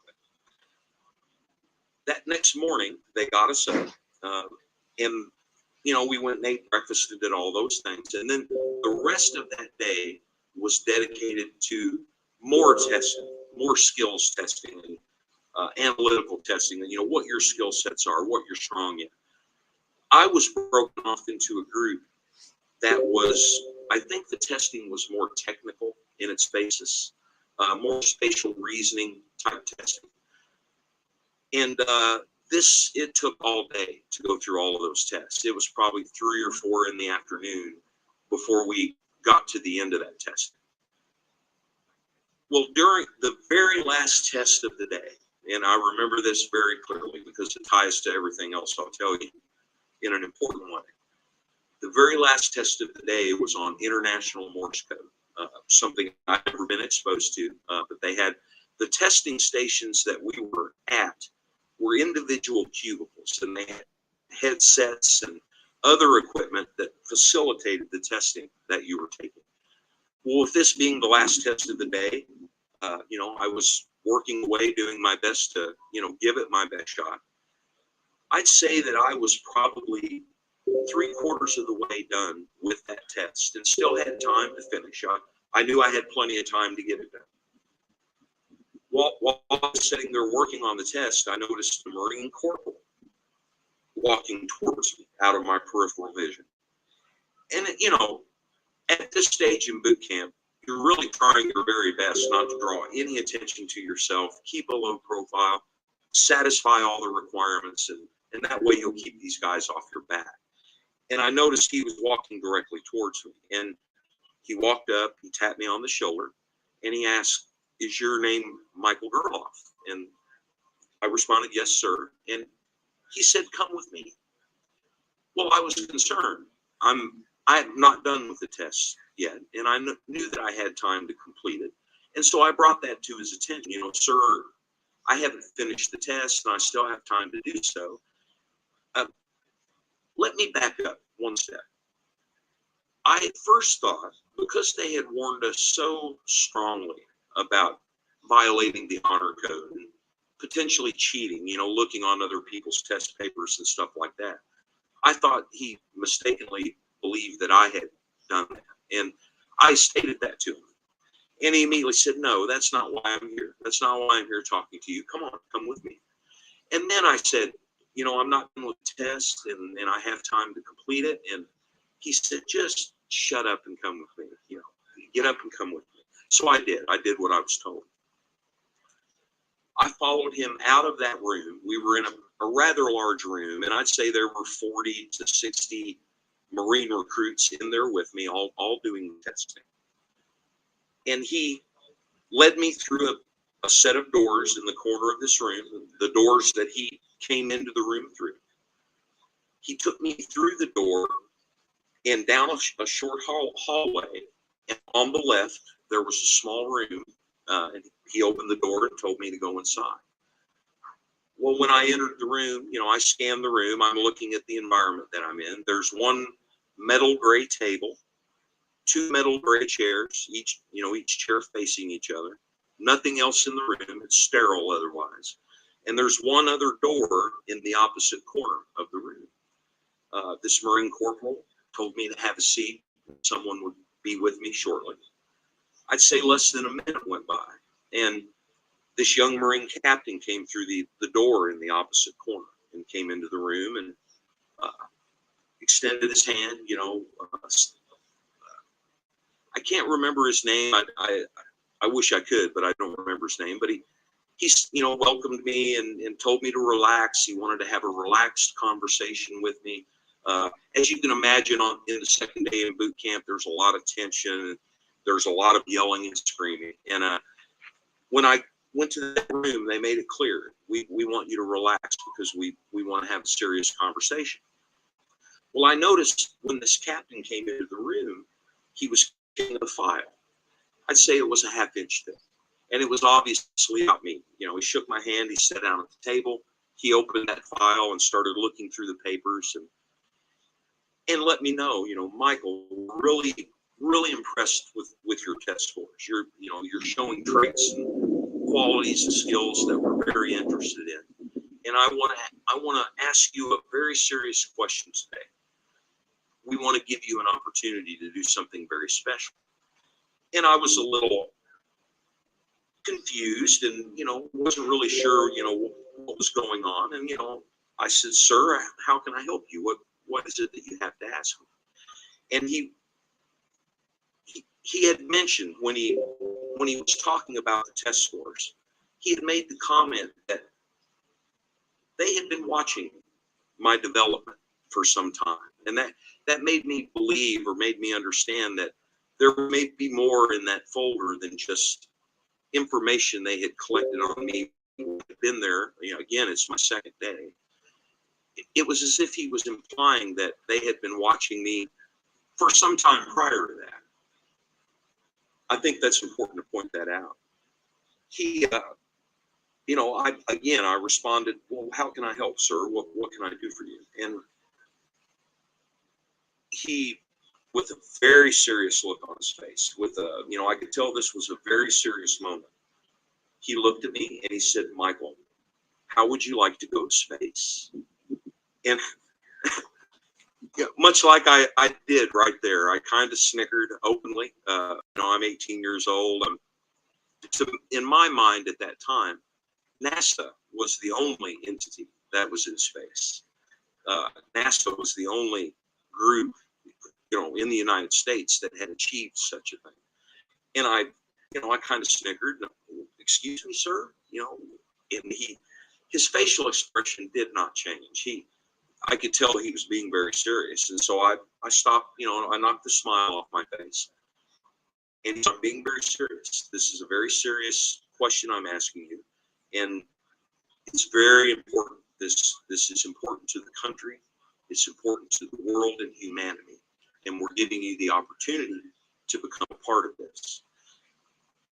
And my first question was, well, what about NASA, sir?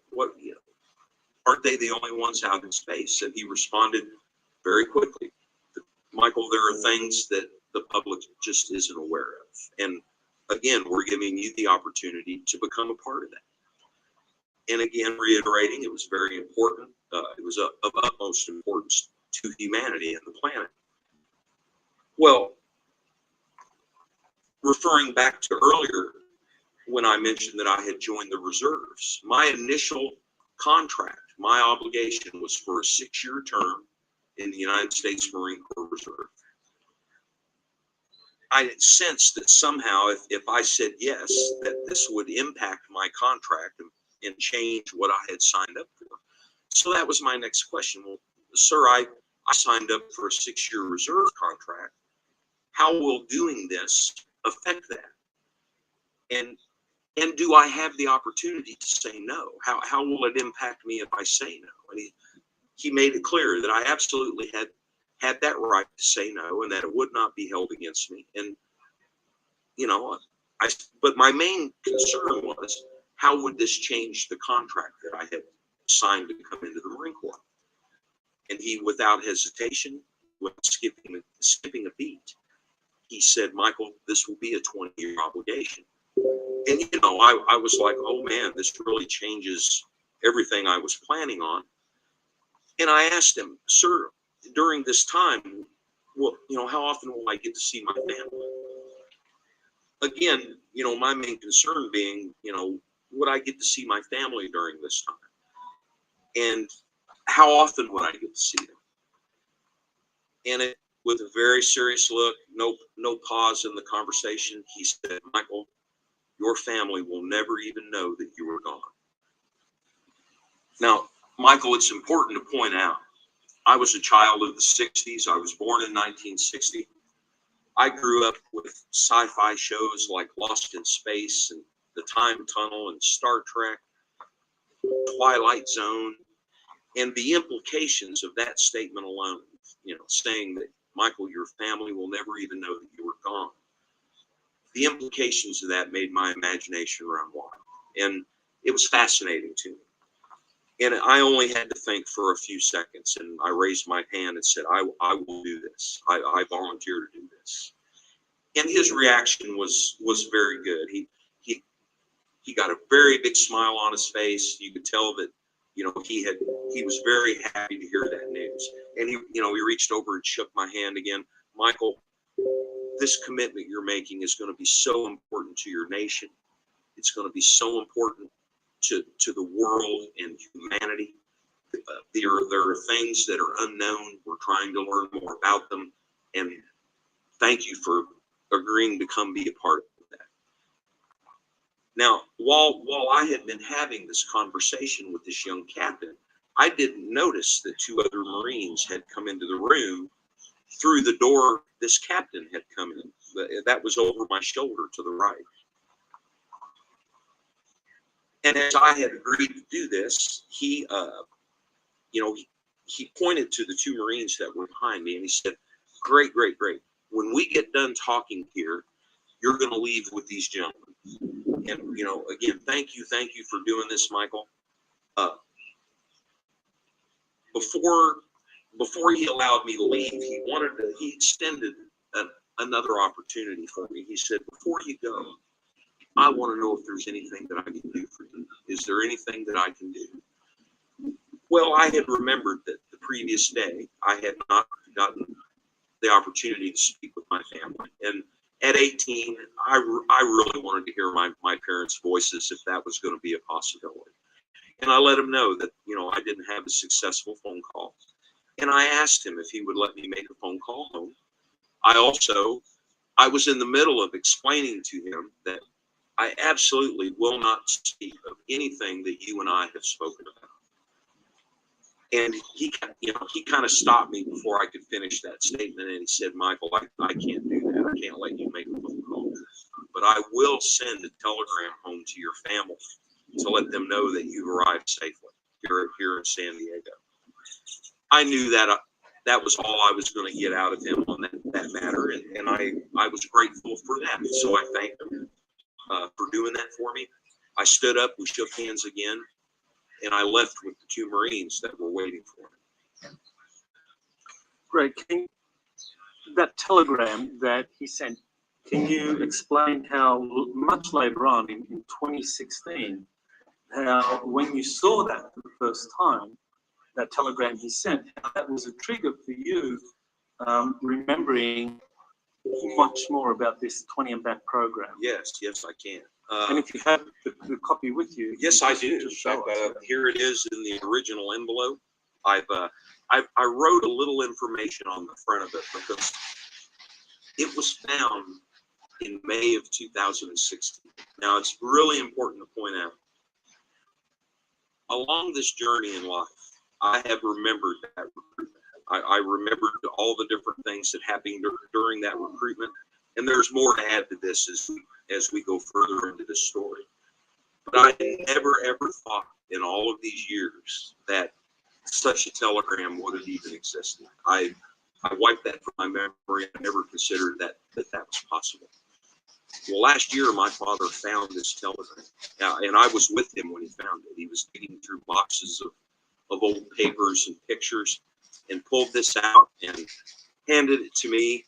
And when I opened it up and looked at it, it was a trigger that took me right back to the process of being asked to be in this program, my recruitment into the program, and it opened up additional memories for me in a way that, oh, it's amazing. It was amazing to me how much it opened to me. But this is the document itself, and in all these years I would have never thought that. Again, that was 1978, and this is 2016, 38 years later that this was found. That triggered the opening of a lot more memories related to being asked to serve in a covert or secret space program. And on that Marsgram, the way in which those telegrams are sent is typically, it's required that the sender identifies himself or herself. Yes. Before it's transmitted by some radio ham operator to its final destination. But in your Marsgram, the sender is not identified. That's right. So, what does that mean? Well, to me, what it means, number one, the telegram should have never been sent. The lower portion of it right here, that is the section where the sender of the telegram is required to put all of the pertinent information for the telegram to even be sent. It states clearly here that without that information, the message won't be sent. And of course, all of those fields and lines on this form are blank. To me, that lays out clearly that according to the rules by which the message would have been sent, that the message could not have been sent, but it was nonetheless. And this, of course, is a legitimate Navy telegram service that existed at the time. Yes, it was. I'll explain. It's called a Marsgram, which it's an odd name, but Mars is an acronym. It's an acronym for Military Affiliate Radio System. It is now known today. It's important to point out the Navy and the Marine Corps terminated their version of the Mars program some years ago. I can't remember the exact year. The Army and the Air Force still have that in place. Again, MARS stands for Military Affiliate Radio System. It is known today as the Military Auxiliary Radio System. What it is, it's the bringing together of amateur ham radio operators all over the country.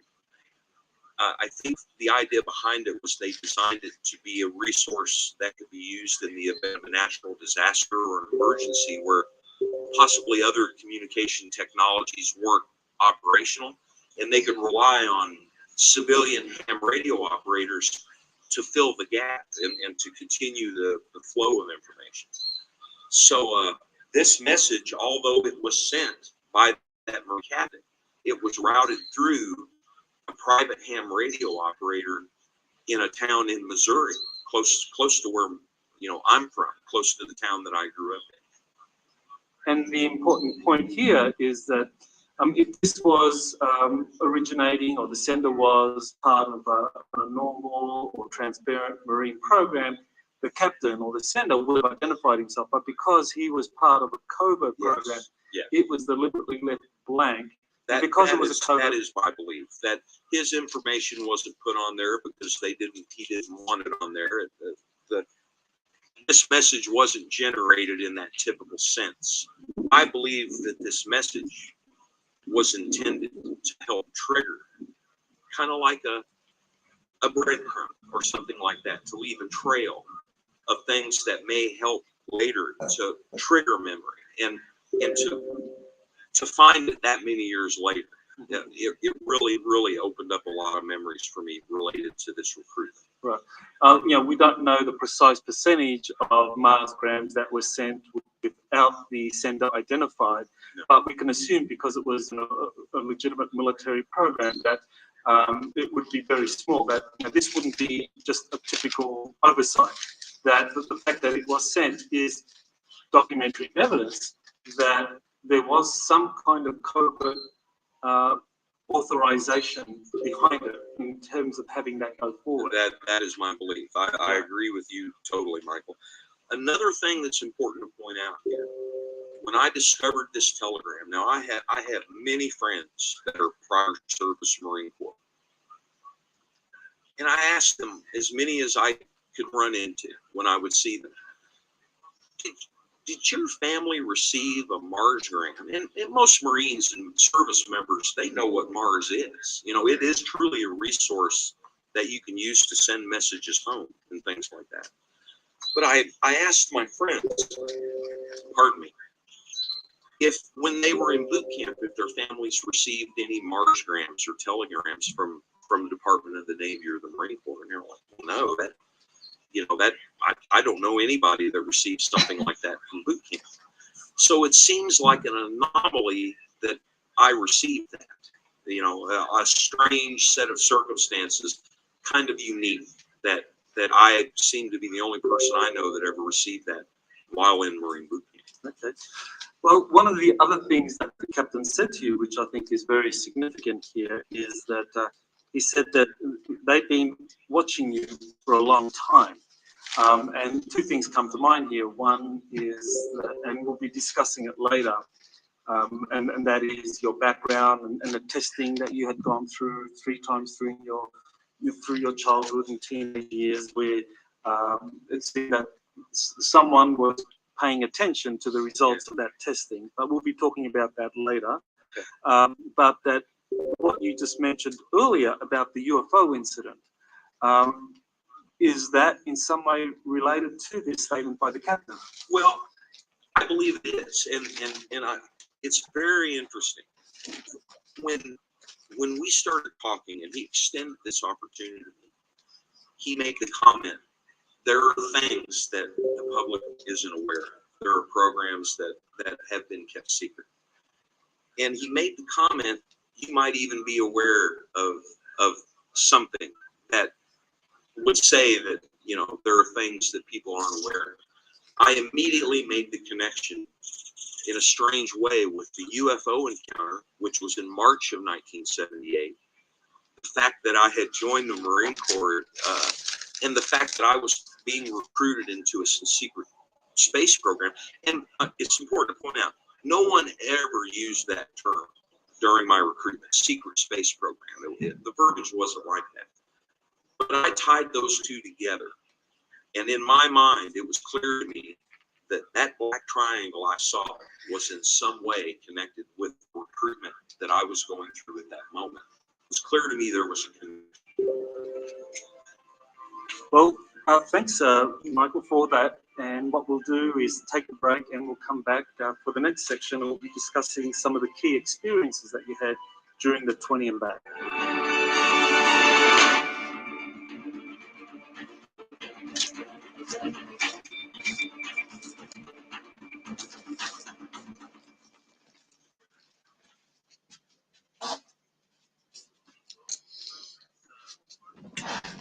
I found the website, not the website, the YouTube channel. So I've got to figure out where I put it.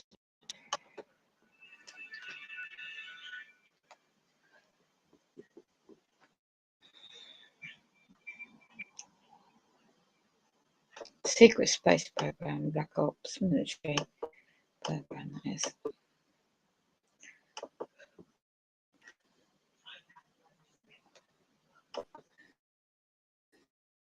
Yeah, I'm a bit too surprised over that is. You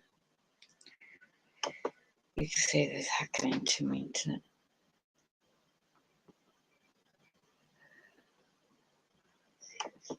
And the Mandarin can today. Right, so go on then.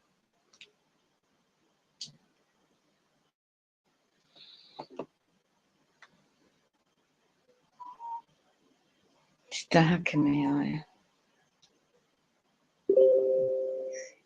These are demons, demonic. Here we go.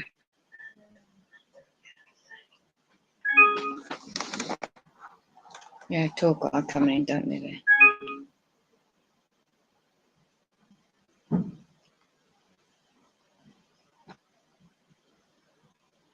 Going upstairs with their digging. Right, I'm trying to find the actual.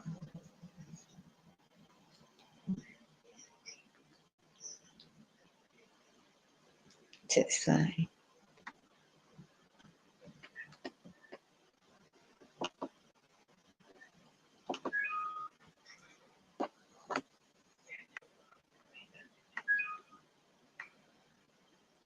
It's working on my phone. I can hear myself, but they're hacking into this computer.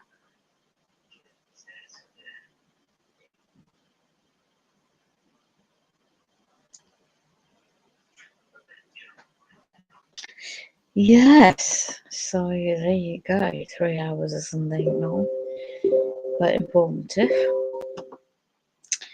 The world is a stage.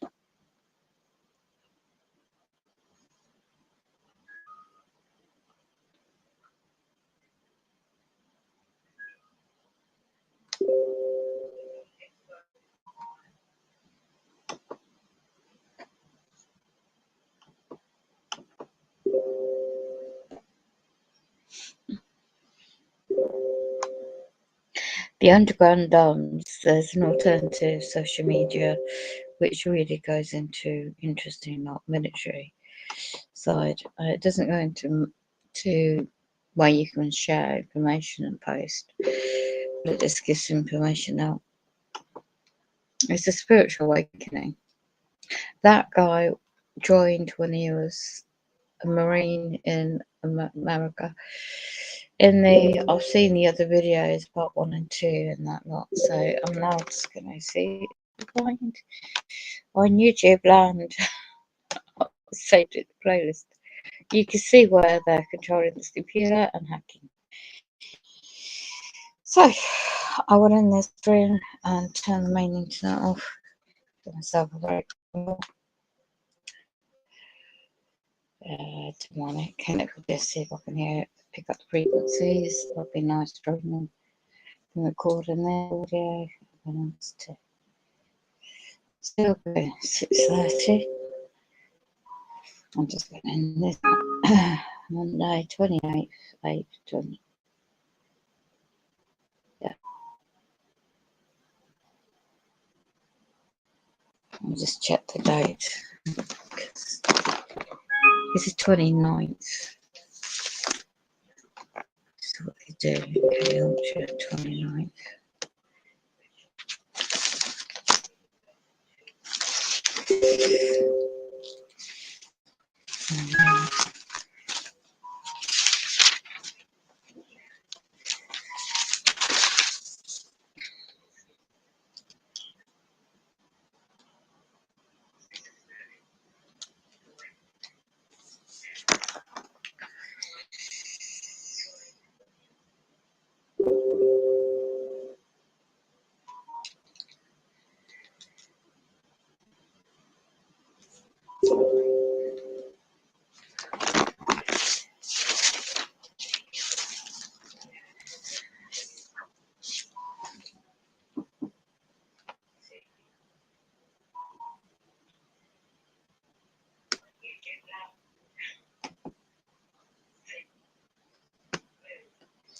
I saved it on the other channel.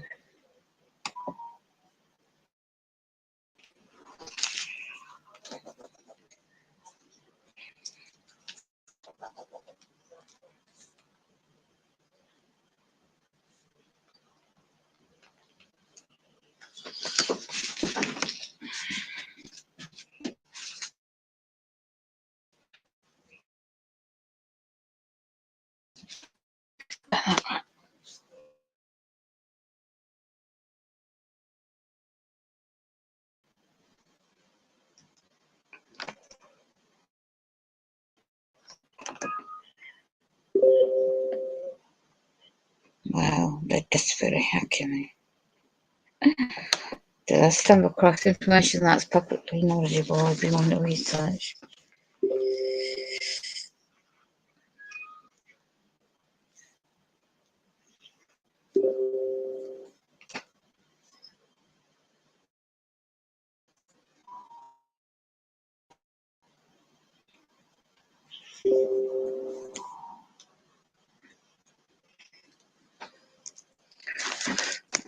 No, I'm waiting.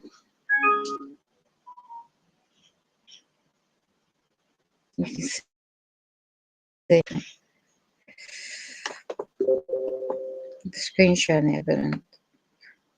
The Mind Apps Military Black Ops program.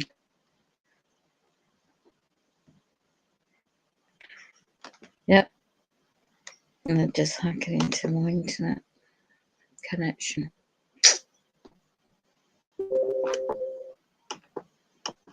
You're sick, demonic demons, that's what you are.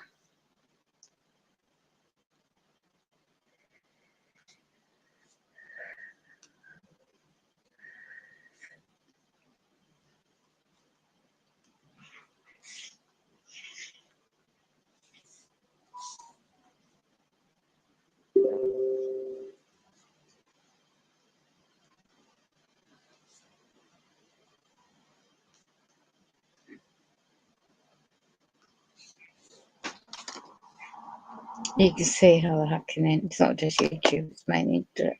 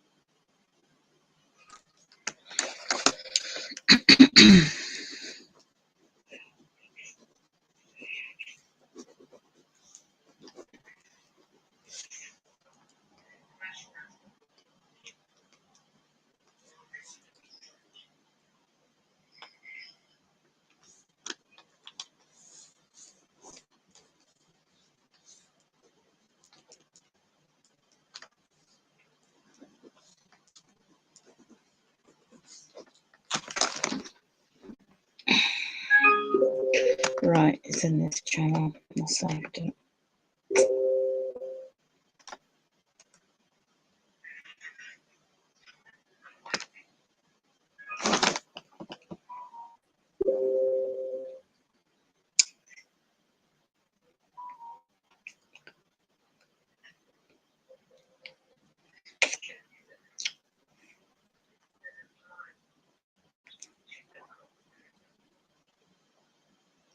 You see the evidence how they're hacking into computers as well. This is nothing compared to what they do in the bigger picture.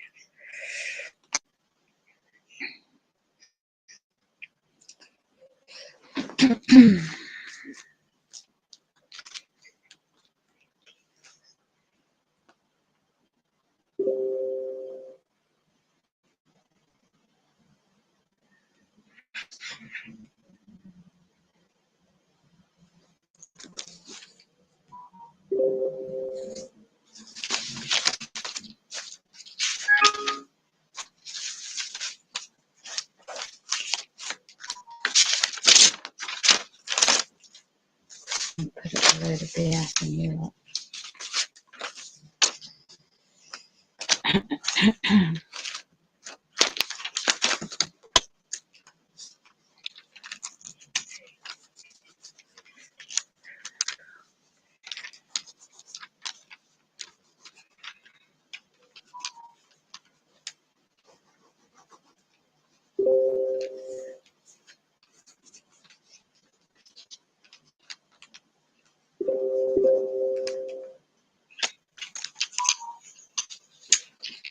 I'm back.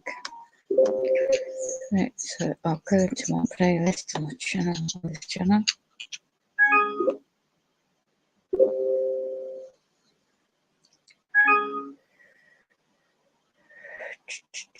Here we go.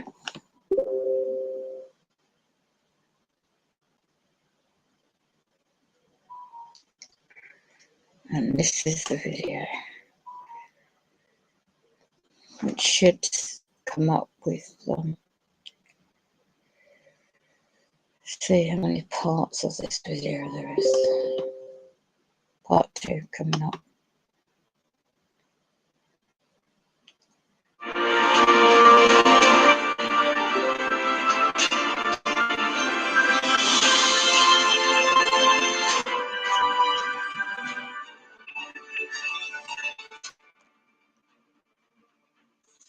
So we're back with Michael Gerloff. Thanks again, Michael, for being on Exo News TV. So now you're going to tell us about what happened after you agreed to be part of this program that the captain told you about, this pulling back, and there were 2 Marines there that led you down an underground route. So why don't you tell us exactly what transpired? Okay. Again, the captain told me that he would send a telegram to my family. He shook my hand and thanked me one more time. I left with the 2 Marines that had come into the room. We exited that room, went a short distance down a hallway, and went right. Watching his hands. Intake, your administrative intake for this program. I got what ride was, what turns we made, or ride was, what turns. It's important to watch your body language because they do cloning as well. We made or anything. When you get inside, you're going to be filling out all of the intake paperwork for what you're filling out. And we began the process of filling out all this paperwork. Part of that paperwork that stands out the most, and that's paperwork that was NASA. It was NASA paperwork. Again, reflecting back on that was NASA. It was NASA paperwork.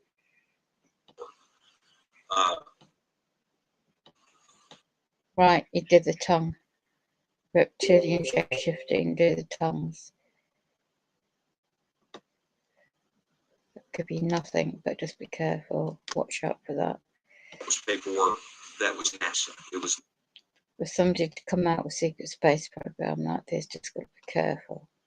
NASA paperwork.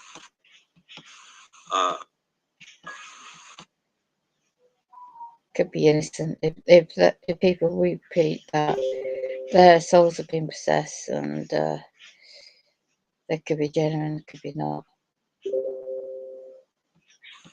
This is education purposes only, by the way. Again, reflecting back on my earlier statement that I grew up in the 60s. I was fascinated with space.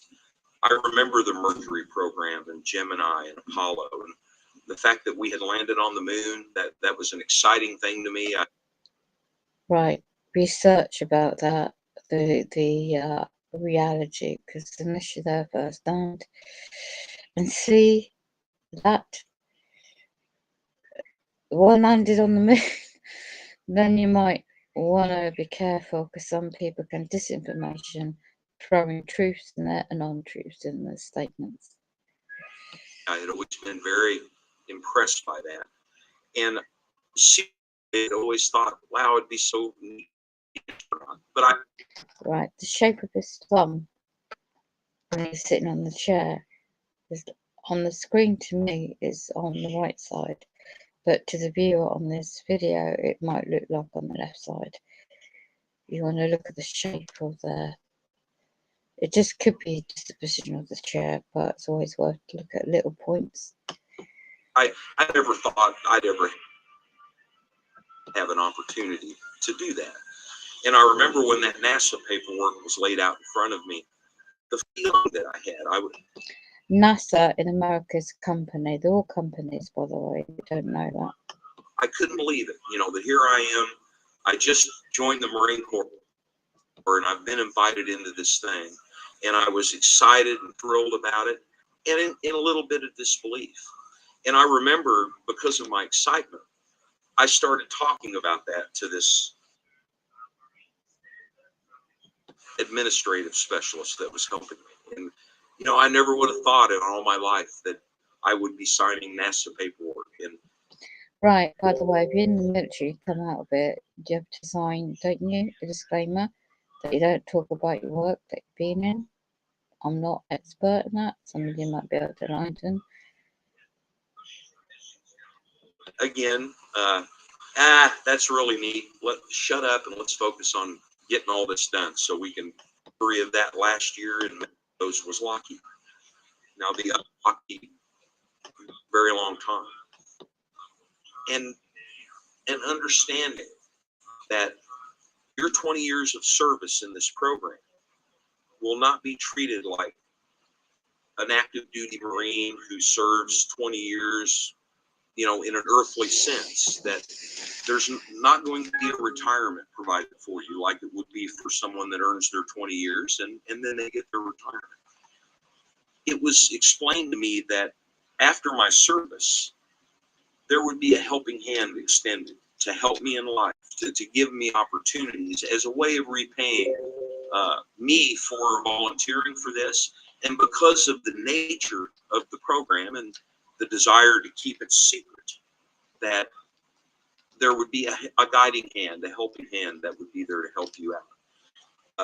And I can say that that was true. In many ways in my life, I have felt that I have been helped along. Some unseen presence has been there to provide opportunities for me that maybe otherwise wouldn't have been there. But back to that moment. After filling out the paperwork and completing all that, I remember being told you're going to be transported to another location. I don't remember being told where that was going to be or how I was going to be transported. And I got done with the paperwork, and I went to an area where I was waiting with other people that had completed that task like myself. And it is right up to that very moment in my memories where they shut off. And the best way I can think of to describe it is it was as if I was sucked backwards through a pipe, backwards in time in a way. I could also say it was almost like, a lot of the listeners will remember when we were children, we used to watch movies in school, and they were filmed. And those films, so after years of use, they would break and they would splice them, and there would be kind of a bump in the film that you could detect. And that's another way to describe it. It was like a bump in a film and a reset, and I was sucked backwards. And when I woke up, I was asleep when I plugged back into my memory. I woke up in this room, back with this Marine captain. The two Marines who had escorted me out of the room earlier were there. They were standing on either side of me, slightly in front of me. We're in the same room at the same gray table. And I woke up and I realized that I had fallen asleep. Or I thought at first, wow, I have fallen asleep sitting here speaking with this captain. And I was horrified at the thought of that. It's disrespectful. It says bad things about me. And I didn't like that idea. And I began to apologize just profusely, because I was so ashamed of myself. And I remember the captain sitting there very calmly looking at me, and he said, no, don't worry about that. It's all okay. And then he went silent. And as the seconds went by, I realized that I remembered that I had just been asked to join a space program, that I had just gone through the process of doing all that paperwork, and that now all of a sudden I'm back in this room speaking with this captain. And I had an obvious physical reaction. I was very, very disturbed by it at first. And I could tell they were watching me, and they could sense that I was kind of freaked out. And they said nothing. About a minute went by, and they let me go through the shock of that. They let me go through the adjustments that I needed to make to calm down, and I was able to do that. And even though I remembered that he had just recruited me hours earlier into a program, and that I had left and gone out and filled out all this paperwork, I didn't say anything about that because I was already doubting, what is going on here? What is it? Why am I remembering this bizarre stuff? And now I'm back here again. After about a minute went by, I adjusted and acclimated to all of that, and this captain began the conversation with me again. And he went right back into telling me how impressed he was with my test scores, how well I was going to do in the Marine Corps. You're going to have a great Marine career. And then he said, Michael, you can go back and join your platoon. And again, I was confused, I was shocked, but I didn't have it in me to challenge the situation and go, just a while ago, you asked me to join something. I didn't mention any of that. I stood up and, he directed me to leave the room, go join my platoon. I stood up. He, as I was standing up, he reached out and shook my hand. He stood up with me. And as I was getting ready to walk away, he still had my hand. And he said, Michael, I will make sure that I send your family that telegram. And so here I had 2 conversations about the mailing of a telegram to my family, but in very separated spans of time. We had that conversation twice, and that's how I remember that. Still very confused and shocked at what all had just happened. I went out, joined my platoon, and I continued on with Marine Boot Camp and graduated in August 27 of 1978. So that day or that time with the captain is very significant because he's first walking you through a process of recruiting you into a space program. He mentions a 20-year service stay. Then you go through the process of being escorted to a location, signing paperwork, and then you find yourself transported back to that same room. You're sitting in the chair again with the captain, and you wake up. Yes, I was asleep. You were asleep. You wake up, and he gives you a minute and to just kind of like regroup. There's silence, and then of course it does as you said. So that's very suggestive that he knows enough about people who are recruited into this program that when they're coming back, that they need a little bit of time to resettle, that something profound has happened. Yes. And that his role is to just kind of facilitate the process whereby whatever it was you did and in that covert program and whatever process was used on you to get you back to that same time after, if it involves space and 20 years, as he said, this is quite an incredible thing for any young Marine captain, that this person that he first sent off with the two Marines and then come back has just done a 20-year and back program. That knowing what I know now and recovering more of the memories that I've recovered over the last couple of years, it is obvious to me that is what, or I believe that is what occurred there, Michael. I've come to accept that I was taken back to that room, that I was placed in that chair, and that they sat there and waited for me to wake up and give me the room to adjust, give me the space to go through those thoughts and the adjustments that I needed to make. And they sat there the whole time with stoic looks on their faces, facilitating that for me. And once I calmed down, they went, it was as if they were playing roles in an odd sense. It was as if they were acting and playing a role. And I've got to give them credit. They did that well. Well, there are several memories that you have of the time you spent in this program, in this space program. But I want to basically get you to start off by just talking about the one distinctive set of memories in terms of you being an intelligence officer, eventually finishing as an intelligence officer in this space program that you had been recruited into. Yes. So can you tell us what memories you have of being an intelligence officer with the secret space program? Those memories, my sense is that I went into that role towards the end of my service in that program. The intelligence officer aspect of this relates to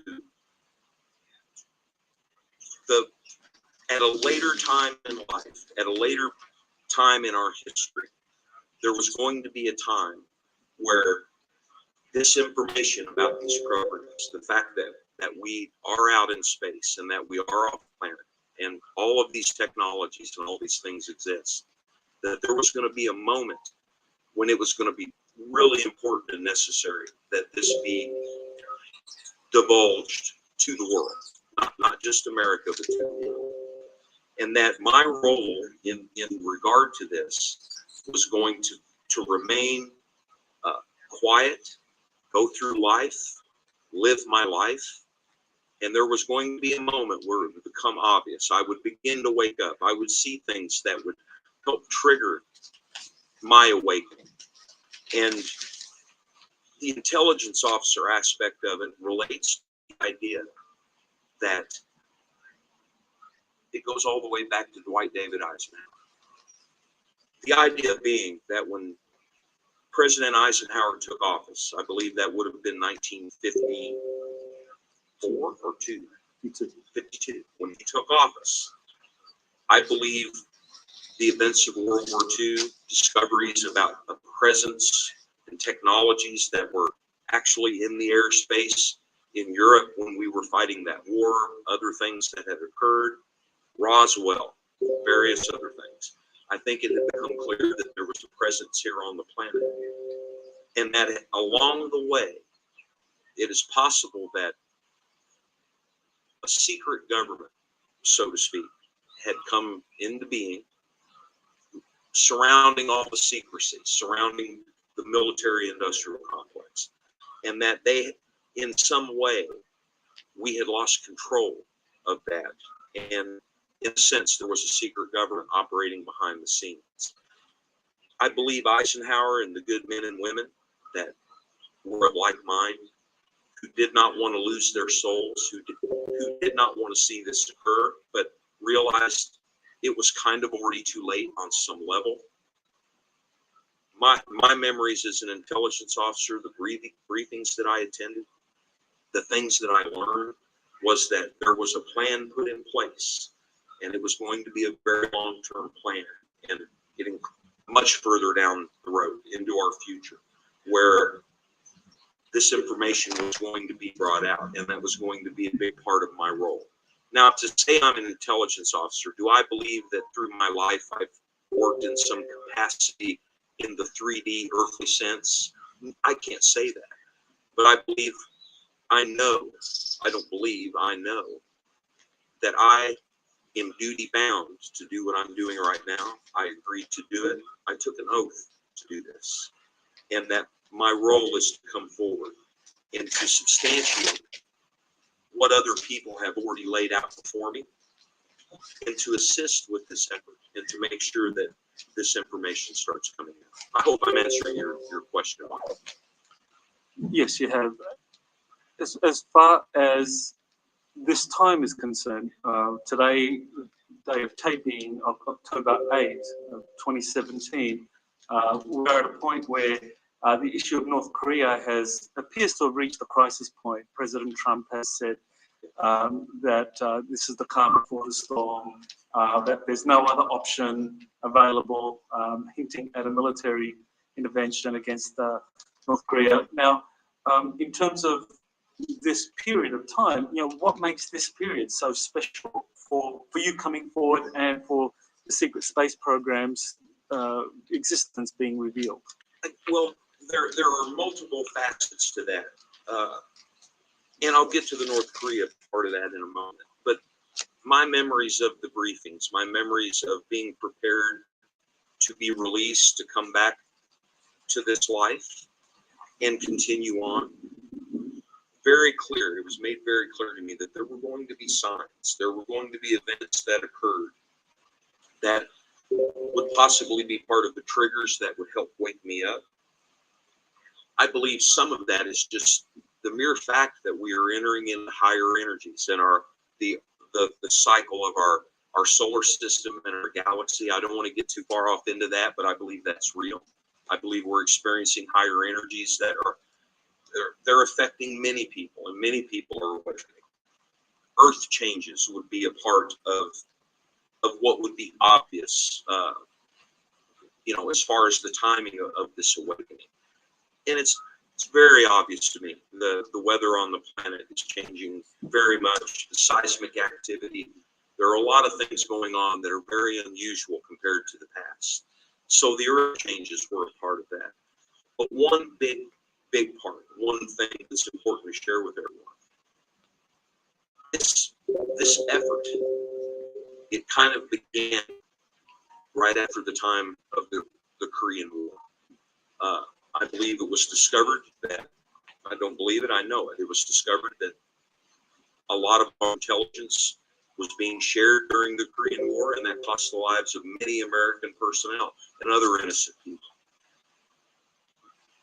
The briefings that I attended made it clear that another sign that you could look at that would help with your awakening is the issue of North Korea would come back full circle. That North Korea would become uncontrollable, far more dangerous. The world community would develop huge concern about how are we going to control a nation that now has nuclear weapons and is again rattling the saber and being more aggressive and more right up in your face with their behavior. And that would be another sign that would help let me know it's time to wake up and come forward with this. So that's very interesting that President Eisenhower, who was elected during the Korean crisis, and actually the crisis was ended under him, or at least the armistice was declared under Eisenhower. At that time, you have the genesis of this space program that the Navy was running, or at least planning, that the Marine Corps was nominated by Eisenhower to play a special role in this future program, and that North Korea was a hot issue then, and is, as you said, now come to full circle and appears to be an issue now, which may result in some of these space assets being revealed. That's a possibility. I cannot speak directly to the idea that, disclosure could occur through the use of these technologies to deal with North Korea. That my memories they're not available to me in that regard. You asked earlier about the idea of, the concept of me being an intelligence officer and what that may mean. I do want to make it clear that there are some other whistleblowers out there that have mentioned the potential of the existence of an organization known as the Marine Corps Special Section. I want to make it clear that my memories don't include that. I may discover later that they do, but do I think I'm part of possibly a special, not special, but a group of people that were put together to deal with this issue? Yes, I do, but I can't put a name on that. I wish I could, but I can't do that. What did you ask me right before that? So I got kind of lost there. No, that's fine. So what we're going to do now is we'll take a break and we'll come back and pick up with your background and what it was about your personal background. That's what I was just saying for now. Right.